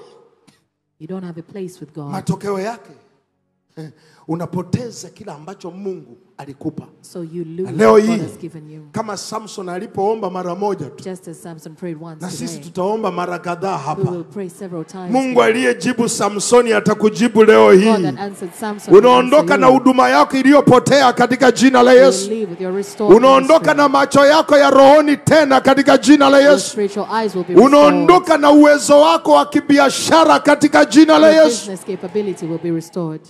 Namba 3. Number 4. Namba 4. Yes. Point number 4. Usingizi wa kiroho unafanya nini pastor? Usingizi wa kiroho una uwezo wa kuweka alama Spiritual slumber will juu leave a yako, mark over you ambayo itakugharimu that will cost you kuifuta. to erase. Taweka alama juu yako It will place a mark on you ambayo itakugharimu that will cost you kuifuta. to erase. Watu wa Mungu nisikilize kwa umakini. Listen, children of God. Kwa usingizi ambao Daudi alilala The sleep that David wa slept, kiroho, the spiritual slumber, iliingiza alama kwa familia ya Daudi. left a mark in David's family. Watoto wake wote waliingia mkondo wa uzinzi, His children went along the same What? path of adultery. watoto wa kiume. All of his Kumbuka sons. nyumba hii ya Daudi ndio mfalme anatakana azaliwe. Remember, a king was supposed to be Yesu born from David's anatakikana house. atoke kwa nyumba ya Daudi, Jesus was to come from David's house. lakini ameingiza alama. And he created a mark. Tunamuona kabisa Absalom. You see Absalom. Neno la Mungu linasema Absalom alikuwa mtu mzuri, The Bible says Absalom was a good person, kapoteza kwa uzinzi. but he lost it in adultery. Tunamuona kabisa Suleiman We see Solomon, na hekima zote hizi, with all his wisdom, kaoa wanawake 700, he had 700 wives, kaipoteza. and he lost Kila it. kitu kikawa ubatili. Everything was And that's dormant. why unaona Yesu akitaka kuzaliwa, That's why as Jesus was about to be inabidi born, Mungu afikirie faster. God had to think quickly. Akisema achukue mbegu kutoka kwa nyumba ya Daudi, If he was to take a seed from David's that is house, Yesu azaliwe kutoka kwa nyumba ya Daudi. so Jesus would be born Kulikuwa from na David's uwezekano house. mkubwa sana There was a possibility Yesu atuhubirie, that Jesus to preach afanye to us, yote, to do all things, alafu tumkute na kingine. and to still find That's him at why the same unaona time. Yesu akitaka kuzaliwa, That's why as Jesus was about itabidi to be Mungu born, atransport mbegu kutoka mbinguni. God transported a seed from heaven. Hawezi akatumia mbegu ya Daudi He could tena. not use the seed of David That's anymore. why unaona Yusufu That's anachanganyikiwa, why Joseph was confused. amemchumbia Maria, hajawahi lala naye. He did not sleep with Mary. Inapotokea Maria ana ujauzito, When Mary was pregnant, Yusufu anauliza kulikoni hapa, Joseph wondered, na what unaona happened? malaika anamwambia usimguze, And the angel said, usimfanye kitu kibaya. do not do anything Mimba bad to her. aliyonaye imebidi nitoe mbegu kutoka mbinguni, Pregnancy is a result of the seed from nimwepushe na heaven, uchafu wa nyumba ya Daudi. to hinder her from the dirt that comes Usingizi wa from kiroho David's una house. uwezo wa kuweka alama. Spiritual slumber can leave a Unaweza mark. ukalala kiroho, You can sleep spiritually ukaingia katika mkopo and enter into debt benki in a bank ambayo itakushinda kulipa. that you will not be able to pay Unaweza back. ukalala kiroho, You can sleep spiritually ukafanya maamuzi and make a decision kama mchungaji as a pastor yatakayogharimu huduma yako. that will cost your ministry. Unaweza ukalala kiroho, You can sleep spiritually ukafanya maamuzi katika kuingia kwenye ndoa, and make a decision going into marriage ukaingia katika ndoa ambayo itafuta maisha yako. and enter into a marriage that will That's why destroy your unahitaji life. uwe macho kiroho. You must be awake That's spiritually. why unahitaji umlilie Mungu akuweke macho You kiroho. must beg God to help you Angalia stay awake alama ambayo spiritually. Petro anaikuta watu wa Mungu. Look at the mark that Peter finds. Petro alilala Peter slept, usingizi wa kiroho, a spiritual slumber. na baada ya kulala, And after sleeping, angalia kinachomkuta Petro. see what happens to Peter. Kapoteza nafasi yake He kabisa. lost his place. Do you know Petro completely. alirudi siku moja akasema, jamani, He came one day and said, mimi narudi kwenye uvuvi. I'm going back to being a I fisherman. go fishing. He was not Siwezi fishing. endelea tena. He said, I can no longer go on. Katika usingizi wake wa kiroho akamkana Kristo. In his spiritual slumber, he denied God. Katika usingizi wake wa kiroho akatoka kwenye kusudi. And he left. Ndio he left sababu the unaona will of Yesu God. anapomkuta Petro That's why when Jesus found Peter, akiwa kwenye maji, as he was in the water, Petro, Yesu anabadili hata jina alilomuita. Jesus even changed the Mwanzoni name he called him. alimbadilishia jina. In the beginning, he changed his Lakini leo name. hii mwambie unanipenda, But today, he said, lisha "You kondoo love me." wangu. Feed my Ilibidi sheep. amuulize hilo swali mara tatu, He asked him 3 times kufuta mara tatu ambako Petro alimkana. to be able to erase Unanipenda? 3 times. Mkuu, nakupenda. He asked him, do you Lisha love me? kondoo wangu. Feed my sheep. Kasonga mbele kidogo. And then he went Petro, forward and he said, hii ni mara Peter, ya pili ulinikana. this is the second time you Unanipenda? denied me. Do you love me? Mkuu, kuna nini? Nakupenda. And he asked, what do you Chunga mean? kondoo I wangu. love you. Kasonga mbele Take tena. care of Petro, me. samahani. And he asked Unanipenda? again, Peter, do you love Akiri me? mara tatu. And he said 3 Alama times. ikawa imefanyika kwa Petro. And the mark was left on Look, Peter. mtu wa Mungu, Listen, child of God. usingizi wa kiroho una uwezo wa kukugharimu Spiritual slumber will cost you. kwenye maamuzi yako. In your decision That's why making. Mungu anasema unatakikana uwe macho. That's why God says you must be Now alert. tumalizie. Now let us conclude. Nafanya nini What do I do niwe macho? so I can be awake? Nafanyaje niwe macho? What do I do to be awake? Number 1, Number 1, kumbuka ulikoangukia. remember where you fell. Kumbuka mahali ulikoangukia. Remember where you fell. Hauwezi ukakosa kukumbuka mahali You cannot ulikodondoka. fail to remember where you Toba ni fell. nzuri, lakini It is good to toba ni repent. nzuri ukilenga mahala But penyewe. it's good to repent when you know where you're Nathan targeting. alipokuja alimwambia Daudi, umeanguka hapa. When Nathan came, Huyu told David, this is uliyemchukua where you sio, fell. The one you took is umekosea wrong. Daudi. David, you Na are Daudi wrong. akaanguka chini akasema, Mungu And nisamehe David fell before kwa God hili and repented nililolifanya. and said, "Forgive me for Umeanguka what I've wapi done." dada? Where have you fallen, Somebody yuko sister? katika ibada hii. Somebody's in this Ulikuwa ministry. mtumishi mzuri sana. You were a good servant of God. Ulikuwa mstari wa mbele katika kazi za You were a Mungu. frontliner in the matters of God. Ulisahau kitu kimoja tu. You forgot one thing. Neno la Mungu linasema The word of God makwazo says, lazima yatakuja. You will face Makwazo yakapita njia yako, challenges. ukaacha utumishi, And you left your ministry. ukaacha kila kitu ulichokuwa You unafanya, left everything that you ukaamua were kuwa doing. mshirika wa kawaida, And you became a member lakini of the matokeo congregation. yake kila kitu kuhusu maisha yako kimeshuka. And everything in your life has Kila gone down. mlango wa hatima yako umeshuka. Every door of your life is closed. Kumbuka mahali ambapo uliangukia. Remember where you fell. Where did you fall? Umeanguka wapi? Siku zote ukienda kwa Roho wa Mungu, Whenever you go to the ukiwa Holy Spirit, makini naye, if you are keen, atakuonyesha mahali He uliangukia, will show you where you fell. atakuonyesha mahali ulidondokea. He will show you where you fell. Uliangukia wapi kaka? Where did you fall, brother? Inawezekana ulianza kuteleza kiroho Maybe you began to slip wakati ulijenga mazoea ya kupitiliza, when you were accustomed kafika mahali maombi yakakata. and you stopped praying.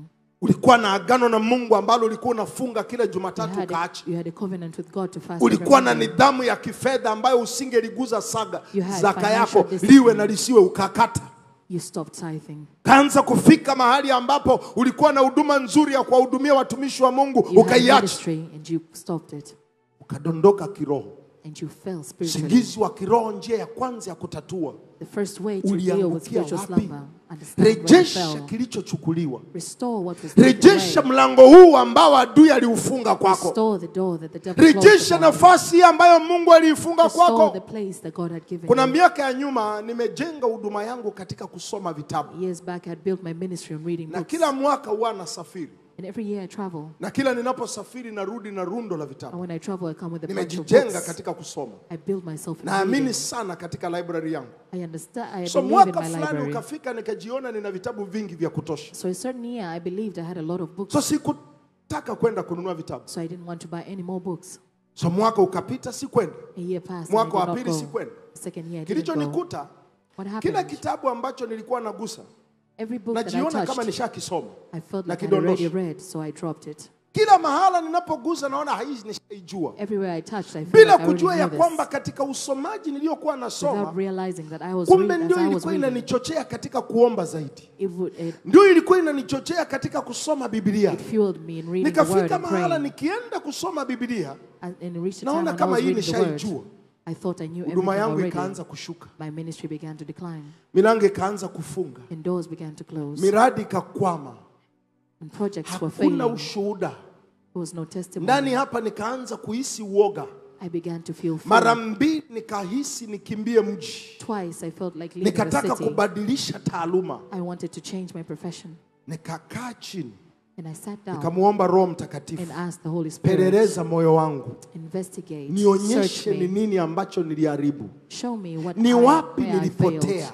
Where did I lose my Na way? akanifumbua macho. And he opened my eyes Kanionyesha nilichopoteza. and showed me what I Mwezi lost. huo huo In that same month, nikafunga safari I traveled kwenda kutafuta nilichopoteza. and went to seek what I Kiwango lost. changu cha maombi kikarudi. And then my prayers, Maono came back. yangu yakaanza kunolewa My tena. visions came back. Ujasiri wangu ukarejea. My boldness came back. Huduma ikaanza kupanda My juu. ministry came up again. Unaamkaje kwenye usingizi wa kiroho? How do you wake up from Ulianguka spiritual wapi? slumber? Where did you fall? As a young lady, inaweza Kama kuwa ni binti kwenye mdogo. mahusiano fulani ulioingia ndani. Could be in a certain relationship that you went As a into. businessman, Kama inaweza kuwa ni biashara. kundi fulani ambalo ulianza kushirikiana It nao, could be a group that you ambalo partnered with lilikutoa katika nafasi yako ya that kimungu. removed you from your God Leo hii position. mwamini Mungu, Today, trust acha God kufungue macho ya kiroho. to open your spiritual eyes. Laana isiyo na sababu haiwezi ikakupata. Any curse that Ili kupate kuna angels will chanzo not come to chake, you. If it comes Kuna to you, there mlango must be a wake. source. There is a door. na Roho Mtakatifu ana nafasi ya kukufunulia, The Holy Spirit can reveal it akuonyeshe to you. mahali ambapo Show you ulipoteza. where you failed. Leo hii anakufunulia tena katika jina la Yesu. Today he is opening it Namba to you in the mbili. name of Jesus. Point number 2. Na mkache kiroho, How do I wake up spiritually? tubu na umrudie Bwana. Go back to God. Fanya toba na umrudie Bwana. Repent and go back to God. Siongelei toba hii ambayo leo hii ipo kwa madhabahu, I'm not talking about the repentance of the ambayo altar, tutakutana na tuseme wote tuende mbele za Mungu na tutubu. where we will meet and say, let's all come No. together and repent. No. Lazima uelewe maana ya toba. You must understand the meaning Number of one, repentance. toba Number moja, inamaanisha kubadilisha, repentance kubadilika. means changing. Lazima ufanye maamuzi ya kwamba nimegundua kinachonitafuna, You must say, I nimeamua know what was kubadilika. consuming me and I will change. Toba inamaanisha kugeuka. Repentance means You turning turn. away.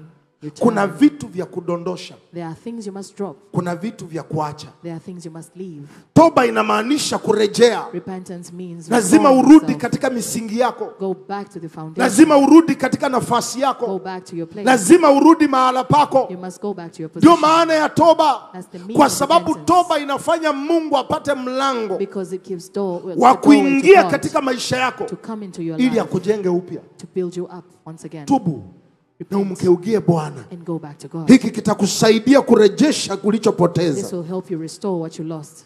Kitabu cha Zaburi 23 na mstari wa 3 Psalms 23 and verse 3. anasema uisha nafsi yangu. He said he restores my Mungu soul. anataka auishe nafsi yako. God wants to restore your Anasema soul. uisha nafsi He yangu refreshes my na soul. kuniongoza katika njia za haki kwa ajili ya jina lake. Guides me along the right path for his name. Atakurejesha katika njia ambazo zilikuwa zinakujenga. He'll restore you in the path that builds you up. Atakurejesha katika mahala ambapo palikuwa panakuinua. He'll restore you in the place that elevated you. Atakurejeshea vitu ambavyo vilikuwa vinakufanya uwe na He'll sauti. restore to you things that took Ndio away maana ya your voice. Mungu kuwa mchungaji wako. That's the meaning of God Anataka being your akurejeshe, pastor.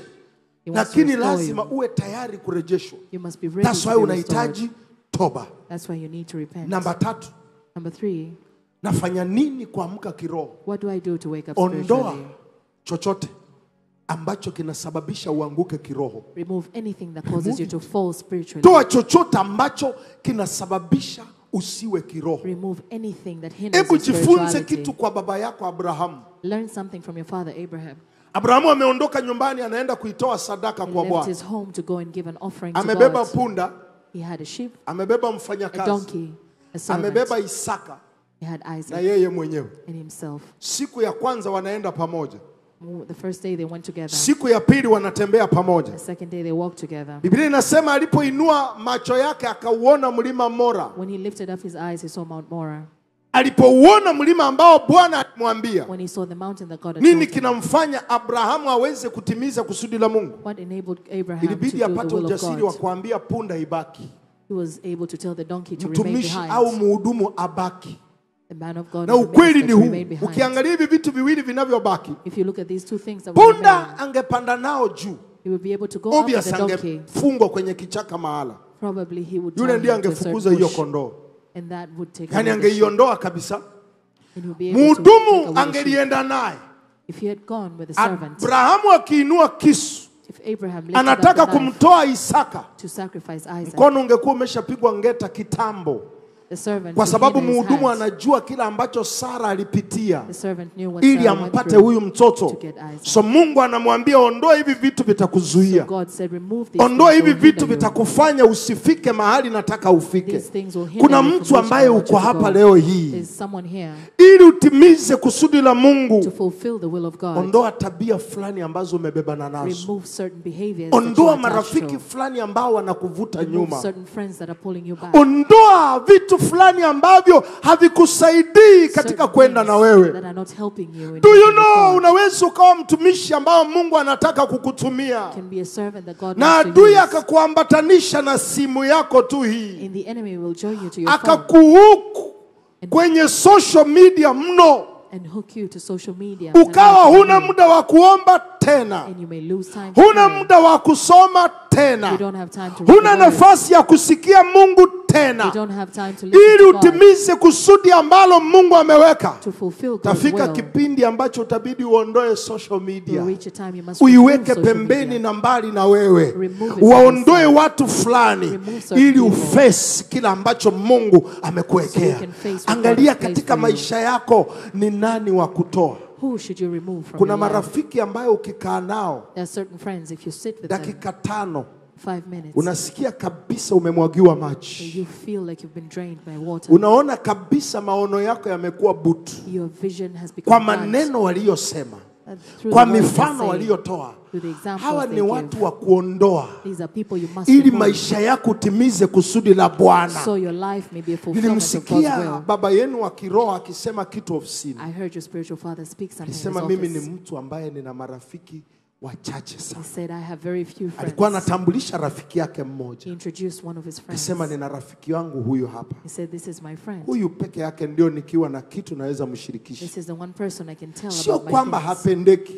It's not that he's Sisi unlovable. wengine tunatafuta nafasi tuwe rafiki, unajua, Some of us want to be his friend, lakini anaangalia, but he looks anaona kabisa, and he sees, ili nitimize kile Mungu ameweka ndani for yangu, me to fulfill what God has Nadondosha placed hao. inside me, I am namtoa dropping huyu. these. Kudondosha I'm removing this. haimaanishi ya kwamba Abrahamu alipodondosha punda When God, haimaanishi Abraham dropped punda the ni donkey, pepo, doesn't mean the donkey was a demon. inamaanisha haihitajiki mlimani. It means he was not needed. on the Abrahamu mountain. alipodondosha mtumwa When Abraham left the servant, haimaanishi mtumwa ni wakala wa doesn't shetani, mean he was engaged with the inamaanisha devil. mtumwa haihitajiki He mlimani. was not needed on Kuna the mountain. kiwango ambacho umefika, kuna watu fulani There's a level hawahitajiki you've reached. pale. There are certain people who Kuna are not vitu required. ambavyo Mungu anataka kufanya na wewe, Things that na God mambo wants to do in fulani your life. hayahitajiki pale ambapo things unaelekea na are Bwana. not required Ndio to sababu walk Biblia with inasema siku Uzaya alipokufa, And that's why the Bible said, hii the day ndio when siku Uzziah died, ambayo Isaya alimuona Bwana. that was the day when Kuna Isaiah vitu saw God. ambavyo lazima viondoke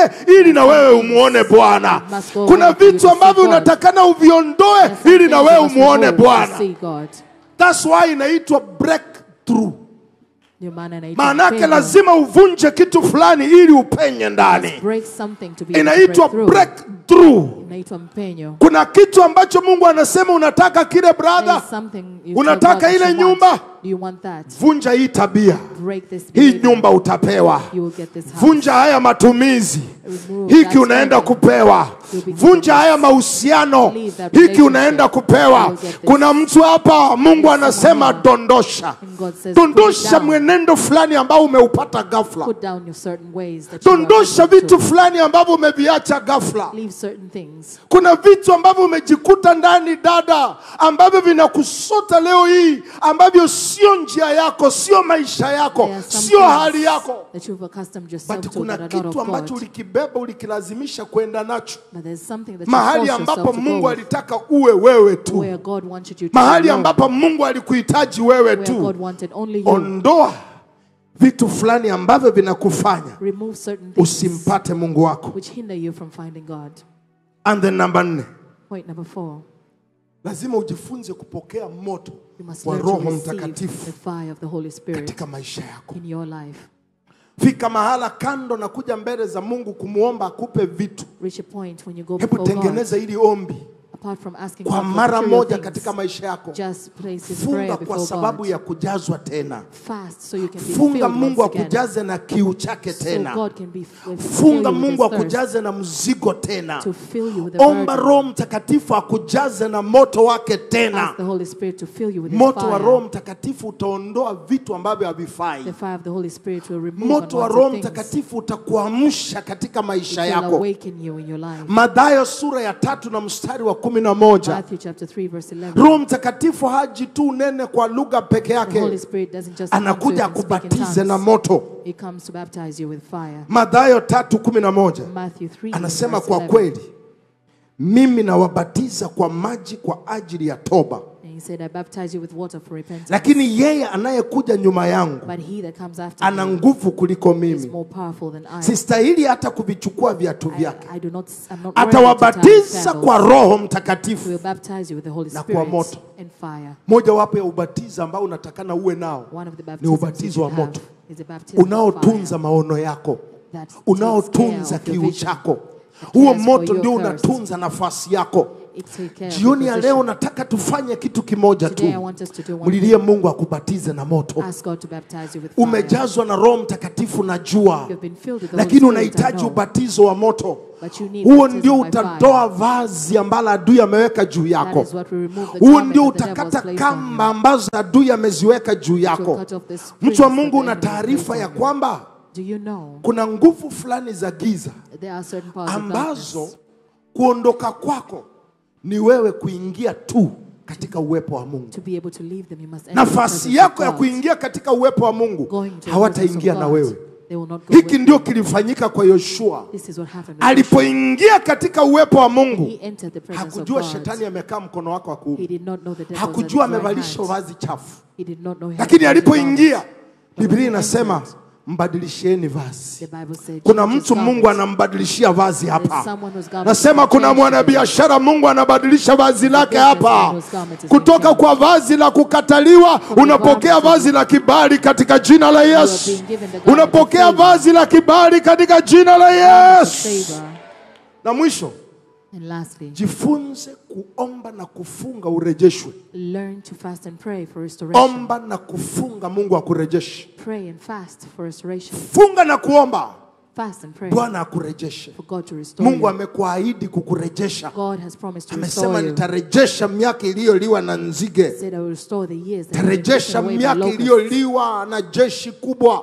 the great army. So una haki mbele za Mungu akurejeshe na You wewe. have the right to be Mungu ana restored by uwezo wa God. kurejesha maono yako. God can restore your Ana vision. uwezo wa kurejesha wito He can wako. restore your call. Nafasi yako ina uwezo wa He can kurejea. restore your place. Kilichochukuliwa kwako kina uwezo wa He can restore kurejea. what was taken Haina from you. haja ya kurudishie hela ambazo need zilichukuliwa to restore wakati money ambapo that was adui taken aliondoka na mkono uliokuwa unatengeneza Like hela. people. Leo hii atakurejeshea mkono wa fedha katika jina la Yesu Kristo. In Jesus' name. Ruhusu Mungu akurejeshe. Allow God to restore Ukisoma you. katika Isaya 58 When you read Isaiah mstari wa 58, 6 verse 6 na 8 ninapofunga. to 8, as I close. Isaya 58 Isaiah 58, mstari wa 6 verse 6, anasema, je, and he said, saumu niliyoichagua sio ya namna hii? is not this the kind of fasting I've chosen? Number 1, nifungue vifungo vya uovu, To loosen chains of injustice, nizilegeze kamba za nira, untie the cords of the yoke, niwaachie huru walioonewa, to set free the oppressed, na nivunje kila nira. and break every yoke. And then ukiendelea mstari wa 8, As you go kwa forth, mfungo huo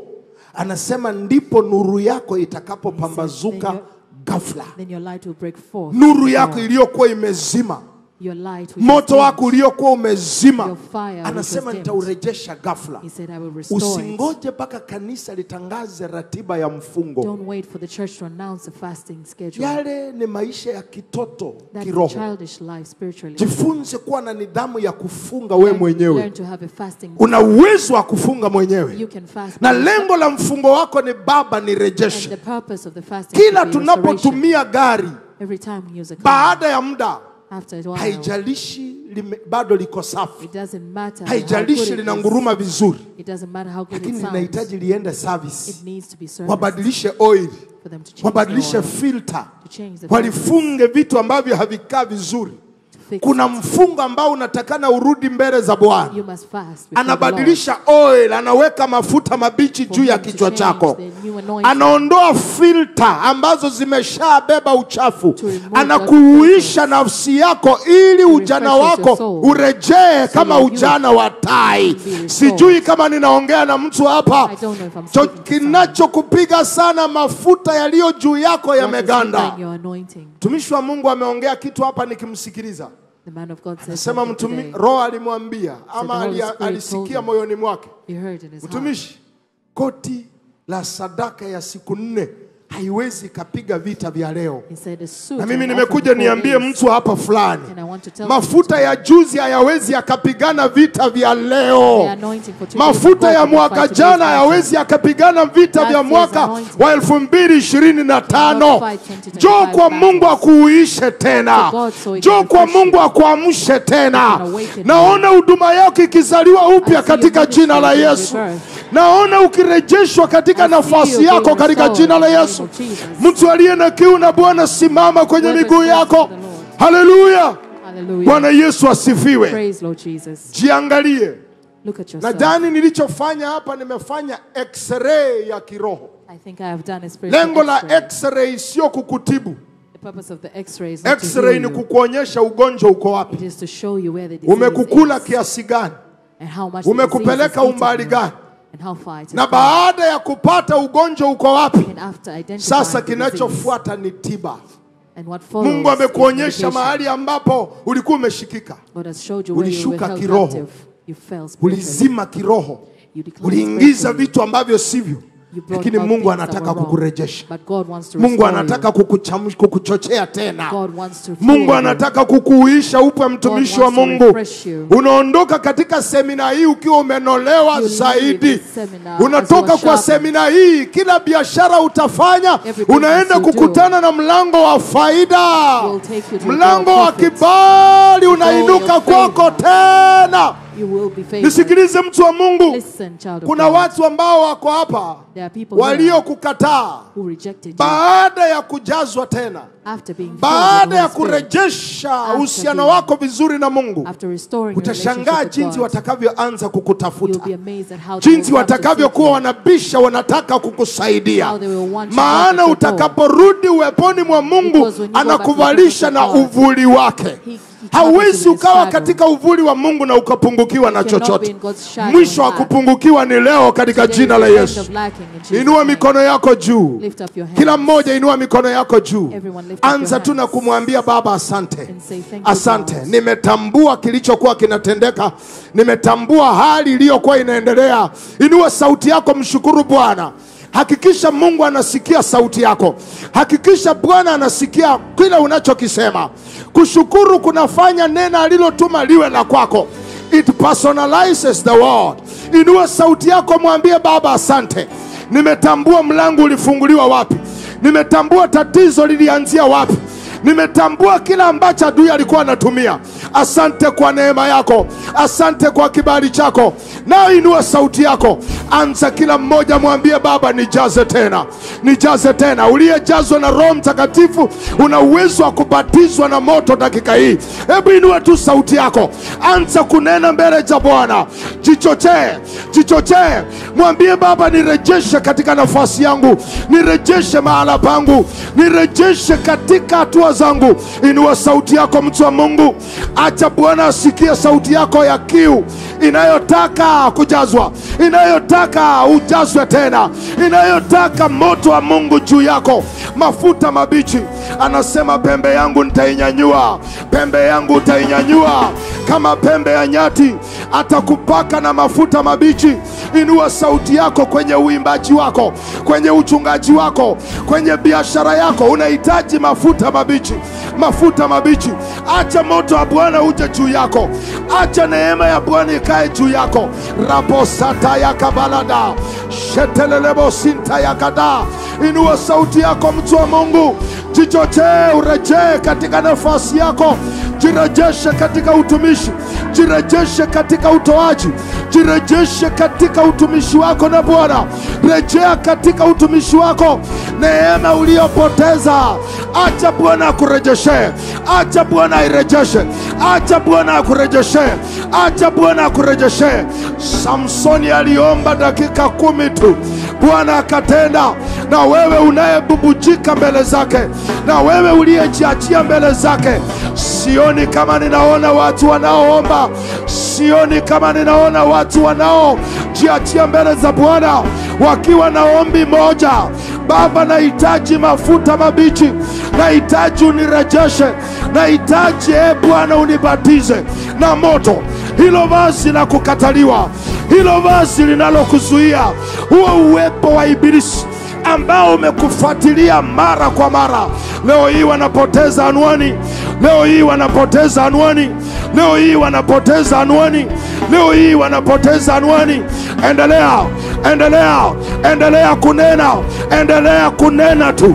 Mwambie Baba, I need a baptism of fire, I need a fresh anointing, I need a fresh anointing, I need to be rekindled again. Nahitaji kuwashwa tena. Raposeta labando lobosa kabaya shetelebosi kabayata. Inua sauti yako, shelelebosata yakada rababasata yakabalade. Oh, saro bayata laba sekata. Somebody inua sauti yako, acha Roho Bwana akubatize tena. Unarejea, unarejea, unarejea huduma iliyopotea. Shalabadakada, shalabada, shalabado. Kibali kilichopotea juu yako Bwana anakirejesha, Bwana anakirejesha. Alisema hiki sio kinga kilichotolewa motoni, akamrejesha, akasema kwa aibu yako nitakupa maradufu. Mungu anataka akupe maradufu, double, double honor, double favor, double breakthrough. Inua sauti yako dada, inua sauti yako mama. Haujapoteza muda, haujakosea kuja. Hiki ndio Bwana alikihitaji. Baada ya kuvunja madhabahu ya familia, anataka kurejeshe, anataka kurejeshe, anataka kurejeshe, anataka kurejeshe. Thank you Lord. Sante Baba. Na usikiliza, sikiliza, chukua nafasi hii. Nataka uombe ili ombi kutoka moyoni mwako, vingine hauvijui. Mwambie Mungu, chochote ambacho kinanitenganisha na wewe, chochote ambacho adui anatumia kuniweka mbali na wewe, Baba, kiondoe leo hii, kiondoe leo hii. Inua sauti yako, omba ili ombi. Chochote ambacho adui amekitumia kwa hali fulani, kwa njia fulani, ambacho kinakuweka mbali na uwepo wa Bwana, kinakuweka mbali na Mungu wako, maana adui anakuandaa, maana adui anataka afanye jambo lake, leo hii kinatenguliwa ghafla. Inua sauti yako, haijalishi ni mtumishi, haijalishi ni mwanabiashara, mwanataaluma. Inua sauti yako, muombe Bwana. Whatever Satan is using to put me away from the Lord, to put me far away from you, Jesus, Father, may you get it away. Get it away of my life. Omba kwa kumaanisha, omba kwa kujituma. Acha chochote, lolote, yeyote ambaye adui anatumia kama wakala wake, anakitumia kama njia yake, kama mkakati wake juu ya maisha yako, kukuweka mbali na Baba yako wa mbinguni, kukuweka mbali na neno lako, kukuweka mbali na kusudi la Mungu juu yako. Oh, can't you believe God that He is restoring you today, restoring you today, restoring you fully today. You are a great man.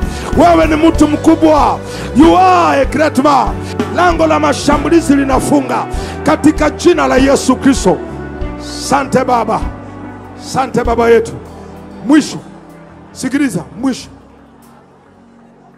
Mwisho nataka uombe ili ombi, ongeza bidii kidogo. Ombea haya maisha yako, ombea hii huduma yako, ya kwamba Baba, lango lolote la mashambulizi ambalo adui amelifungua dhidi yangu, kwa damu yako leo hii nalifunga. Nalifunga. Inua sauti yako, mtu wa Mungu. Haya mamlaka umepewa na Bwana. Haya mamlaka tumepewa na Bwana. Anasema nakupa funguo. Ukifunga hakuna kinachoweza kufungua, na ukifungua hakuna kinachoweza kufunga.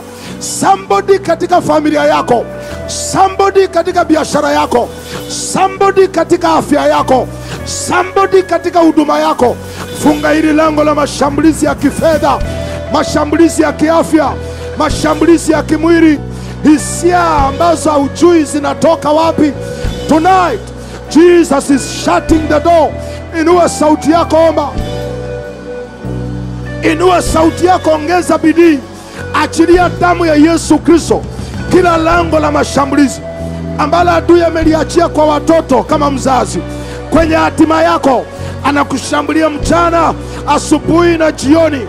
This night nimetumwa na Bwana nikuagize uombe. Tumia funguo ulio nayo, funguo ya jina lake, funguo ya jina lake, the key of his name, funguo ya damu yake, funguo ya damu yake. Nena katika lugha, omba Roho Bwana akusaidie, ya kwamba kuanzia leo, anasema mwambieni Zayuni, vita vyake vimekwisha, vita vyake vimekwisha. Somebody's battle is ending tonight. Thank you Jesus, vita vyako vinakwisha. Sante Baba, sante Mungu wetu, katika jina la Yesu Kristo, na anayeamini aseme amen. Sikia neno ambalo Mungu anasema kupitia kinywa cha Isaya. Anasema mwambieni Zayuni, vita vyake vimekwisha. Kuna mtu hapa nimetumwa nije nikuambie, vita vya ndoa yako vimekwisha katika jina la Yesu. Vita vya uchumi wako leo hii, tarehe ya leo, kwa madhabahu haya, vimekwisha katika jina la Yesu. Nasema vimekwisha katika jina la Yesu. Nisikilize, nisikilize. Karibu katika majira yako ya raha katika jina la Yesu. Karibu kwa majira yako ya starehe katika jina la Yesu. Kilichokuwa kinakuaibisha, leo ndio mwisho katika jina la Yesu. Nasema leo ndio mwisho katika jina la Yesu. Leo ndio mwisho katika jina la Yesu. Leo ni mwisho katika jina la Yesu. Kuna watu ambao wako hapa, umezunguka. Umeenda Morogoro, umeenda Dodoma, umeenda nje ya nchi ukitafuta suluhu, lakini neno lako ndio hili. Anasema nikuambie, vita vyako vimekwisha. Vita vyako vimekwisha. Unaanza tena katika jina la Yesu. Unasimama tena katika jina la Yesu. Unainuka tena katika jina la Yesu. Haijalishi aliyekuroga bado yuko hai. Tena namuombea aendelee kuwa hai, maana Mungu wako anaenda kukuinua, na kukuinua kwako lazima asumbuliwe katika jina la Yesu. Walisema hutawahi kuwa na mtoto, nenda uwe mama wa mataifa. Walisema hutawahi olewa, mwaka huu nenda uolewe. Walisema huduma yako haiwezi kufanikiwa, nenda mlango umefunguliwa. Unaporejea kiroho, kila kitu kinafunguka, na leo hii kinafunguka katika jina la Yesu. Funga macho yako, inamisha kichwa chako. Bow down your head. Inamisha kichwa chako. Bow down your head. Na imani kuna watu wanatutazama live. I know there are people watching us live. Hauwezi ukarejeshwa kiroho You cannot be restored spiritually kama hujamrejea Kristo. if you have not gone back to Christ. Hatua yako ya kurejea kiroho lazima umrejee Kristo. The first step to being restored is Lazima going back Yesu to aingie Christ. katika maisha yako. Jesus Christ must come into Nina your watu life. makundi mawili nasema nao hapa. There are two groups of people I'm speaking Uko to. hapa hujawahi okoka. You're here but you've never been Haujawahi saved. kumpa Yesu maisha yako. You've never given Christ your life. Ibada hii yote na gharama zote zilizotumika zilitengenezwa kwa ajili ya This wewe. entire service was prepared Mungu for anataka you. kukuokoa. God wants to save Mungu you. anataka kutengeneza ushirika na wewe. God wants to partner And with then you. kundi la pili, kuna yule ambaye ulikuwa umeokoka And the second group is you who was lakini saved, ukakwazika kwa njia fulani, but you were offended ukarudi in a nyuma. way. And you Nafasi stepped hii back. ni ya kwako pia. This is your Mungu opportunity. anataka kukurejesha. God wants Funga to macho restore yako. Inamisha kichwa chako. Bow down Kama your unajua head. hujaokoka, If you have not been unajua saved, hujampa Yesu maisha you yako, have not given Christ ama your life, uliokoka ukarudi nyuma, mahala you popote went ulipo, back. inua mkono wako tu. Raise your Inua hand tu wherever mkono you wako. Yes, are. naona mkono pale, naona mkono pale. Usiogope. Inua tu mkono wako Do kwa not be sababu afraid. ni marejesho. Raise your hands. Unaenda kurejeshwa You mahala are being hapa. restored today. Please chukua hatua ya imani. Take Njoo a tu step hapa of mbele, faith nataka nikuombee. and come Nipe forward. fursa, nipe nafasi. I want Niombe to pray pamoja for na you. wewe. Njoo hapa mbele. Allow me Wasaidie to pray with ushers, you. wapigie makofi wanapokuja. Ushers, please help them. Kwaya mnaweza kuimba kitu chochote taratibu Celebrate tu. them with a round of Washangilie wanapokuja, kwa sababu ibada hii Celebrate them as they Mungu come. aliitengeneza kwa ajili yao. Because Mungu God aliifanya prepared kwa ajili ya for them. wewe. Kama unakuja, njoo you're tafadhali. Uwe mama, uwe dada, uwe binti, chochote, njoo tu. Run Uliokoka forward. ukarudi nyuma, na leo hii unataka You are kumpa saved Yesu from maisha the yako. Uko nje kule, And you want to njoo give Jesus your life. njoo. Can you imagine kutoka njia zote Mwanza mpaka hapa? Mungu Imagine amenituma all the tu way kwa ajili ya wewe. God's Njoo sent me for you. tafadhali. Wapigie makofi kwa sababu wanakuja. Unahitaji kumrejea Yesu. Unahitaji kumrejea Kristo. Hauna usalama katika mkono wa ibilisi. Hauna usalama kabisa katika mkono wa shetani. Kaka, njoo, usiendelee kupoteza ulicho nacho. Dada, njoo, usiendelee kufungua lango la mashambulizi. Wapigie makofi. Wanatoka nyuma, wanatoka nje, wanatoka kila kona. Sogea. Njoo tafadhali. Mtu wa Mungu, njoo, usiogope. Mungu anaokoa watoto, Mungu anaokoa vijana, Mungu anaokoa wamama wote ambao unataka kumpa Yesu maisha yako. Ningelikuwa wewe, ningewashangilia hawa, ningewapigia makofi, maana leo hii Yesu amewapendelea. Yesu amewapendelea.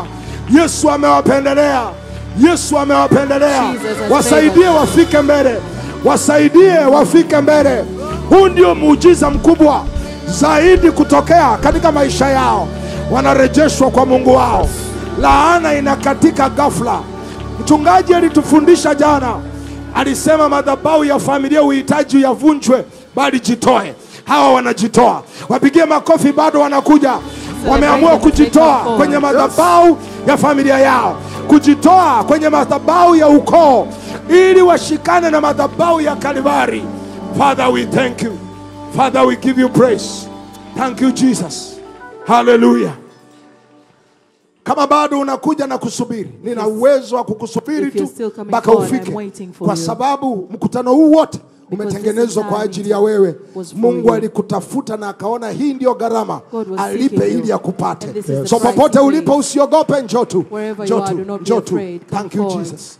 Now, wala ambao mko hapa mbele, those who are here, naomba uweke mkono wako kifuani. place your hand Kanisa, on your nitaomba chest. tuketi. Kanisa Church, tulio kule sit down. tuketi, ndio iwe rahisi kuomba pamoja nao. Kama bado unakuja, njoo you're still kaka, coming forward, huu ni please muda come. wako. Njoo tu. Wala ambao mko mbele, njoo tu, usiogope. Those who are behind, please Unahitaji come forward. Kristo aokoe maisha yako. If you want Christ to save your Unahitaji, life. yani mkutano huu faida meeting. yake kwa Mungu ni hii. This is what God Hiki wanted ndio for Mungu you. anafaidika na mkutano huu. This is Faida what God yako benefits wewe from ni this muujiza, congregation. lakini faida ya Mungu ni nafsi. God's Nafsi profit zinapopatikana, muujiza hauwezi ukawa shida, When hata kutendea souls tu. are found. Nao wala ambao tuko hapa mbele, weka mkono wako kifuani. Those who are here in front, place your hand on your Nataka chest. urudie haya maombi kwa sauti. Repeat after me. Sema, Bwana Yesu, nimekuja mbele zako. Mimi ni mwenye dhambi. Naomba unisamehe. Ingia ndani ya maisha yangu. Unibadilishe. Kuanzia sasa nakupa moyo wangu, nakupa maisha yangu. Uwe Bwana na uwe Mwokozi. Nimetambua wewe ni mwana wa Mungu. Ulikufa na ukafufuka kwa ajili yangu.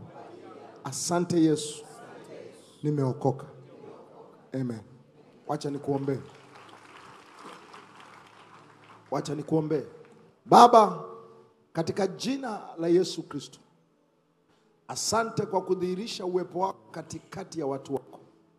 Maana umesema Mungu katikati ya watu wake ni mkuu. Ataponya na ataokoa. Baba, imekupendeza leo hii, tarehe ya leo, waokoe hawa. Wanasue kutoka kwa vifungo vya ibilisi. Naomba rehema zako ziwafunike kuanzia leo. Rekodi yoyote ambayo adui alishikilia mkononi mwake ili kuwatesa, ninaifuta na kuitengua leo hii kwa damu ya Yesu. Mashtaka yoyote ambayo yaliwekwa juu yao, yaliyokuwa yanawatumikisha na kuwatesa, leo hii nayatengua yote katika jina la Yesu. Naomba Baba, kuanzia leo baraka yako ikaweze kukaa juu yao. Chochote watakachofanya kifanikiwe. Njia zao zilizofungwa zifunguliwe. Roho wa Bwana na waombea neema hawa. Wape neema wasimame. Asipotee hata mmoja. Wabatize na kiu na njaa ya kukujua zaidi. Waimarishe katika neno lako ili wasiyumbishwe na chochote. Na wafunika leo hii kwa damu ya Yesu Kristo. Na ninakemea shetani, huna mamlaka juu ya hawa watu. Kuanzia leo wanapotoka hapa, natangaza wamebarikiwa na ninawatangaza ni zaidi ya washindi. Baba, asante kwa kufanya kilichokuwa kinawakilisha laana juu yao na kifuta. Na leo hii nawaita wabarikiwa. Asante Bwana, katika jina la Yesu Kristo. Amen. Naomba uongozi wa kanisa, sijajua hawa mnawafanyaje. Kuna mahali wanapelekwa? Yes, please. Mtafungua macho yako. Tafuata, kuna mkono. Inua mkono yule ambaye unataka wakufuate. Kuna mkono ambao umeinuliwa pale. Naomba uwafuate. Fuata huyo dada. Atakupa maelezo kuhusu kanisa. Kama unakaa mjini hapa Dar es Salaam, unataka mtu wa kukulea, unataka baba mlezi, mtumishi wa Mungu Sanbella yuko hapa. Kusaidia sana na timu ya viongozi. Lakini kama umetembea wewe ni mgeni, umetoka mikoani, kanisa hili lina matawi mikoani kule, unaweza kuuliza, watakupatia utaratibu. Please nenda nao, watakupa utaratibu, utapata namba ya simu ya mtumishi, and then utakuwa mshirika. Wapigie makofi wanapoenda. Washangilie kwa ushindi mkubwa. Washangilie kwa baraka ya hali ya juu. Piga makofi na vigelegele kwa Bwana. Haleluya. Amen. Bwana Yesu asifiwe. Praise Lord Jesus. Dakika 2 nifunge. 2 minutes. Naomba ujiweke mkono kifuani Place a nikuombe. hand on your chest as I pray for you. Neema ambayo Bwana amenipa ni kibali. Grace that God Ya has kwamba given kwa me. kibali cha Bwana hakuna kinachokufa mkononi mwangu. By the favor of God, nothing will die in Na my neno la hands. Mungu linasema kile nilicho nacho ndicho nitakachowapa. The word of Leo God hii says that which nataka I have I give to nikuombee you. kibali cha Bwana. Today I want to pray Mahali for God's popote favor upon utapita, you. ukiuliza utapewa. Wherever you go, whatever you ask, Ukibisha you will be given. utafunguliwa. When you knock, it will be open for you. Ukitafuta When you utaona. seek, you will find. Baba, katika jina la Yesu, ulinipa hili neno kwa ajili ya watu wako hawa. Sikuja mwenyewe, nilikuomba nikikuimsi unielekeze neno la kuwapa. Na ukasema niwafunze hicho wafunze. Baba, sasa naomba ukidhihirishe. Yeyote aliyeingia katika ibada hii, anayepitia kipindi kigumu, ninamuombea dakika hii niliyosimama kwa haya madhabahu, kibali cha Bwana kije juu yako na milango yako iwe wazi katika jina la Yesu. Chochote kilichofunga maishani mwako na kiamrisha kifunguliwe katika jina la Yesu. Mungu wa marejesho, yeyote aliyepoteza fursa, aliyepoteza huduma, aliyepoteza nafasi yake katika Bwana, na muombea leo hii anapotoka hapa inarejeshwa tena katika jina la Yesu. Nenda na kibali cha Bwana. Hakuna kitakachokufa mkononi mwako, na kila mmoja aseme amen. Anayeamini aseme haleluya. Piga makofi mazuri kwa Bwana Yesu. Yes. Amen. Yes.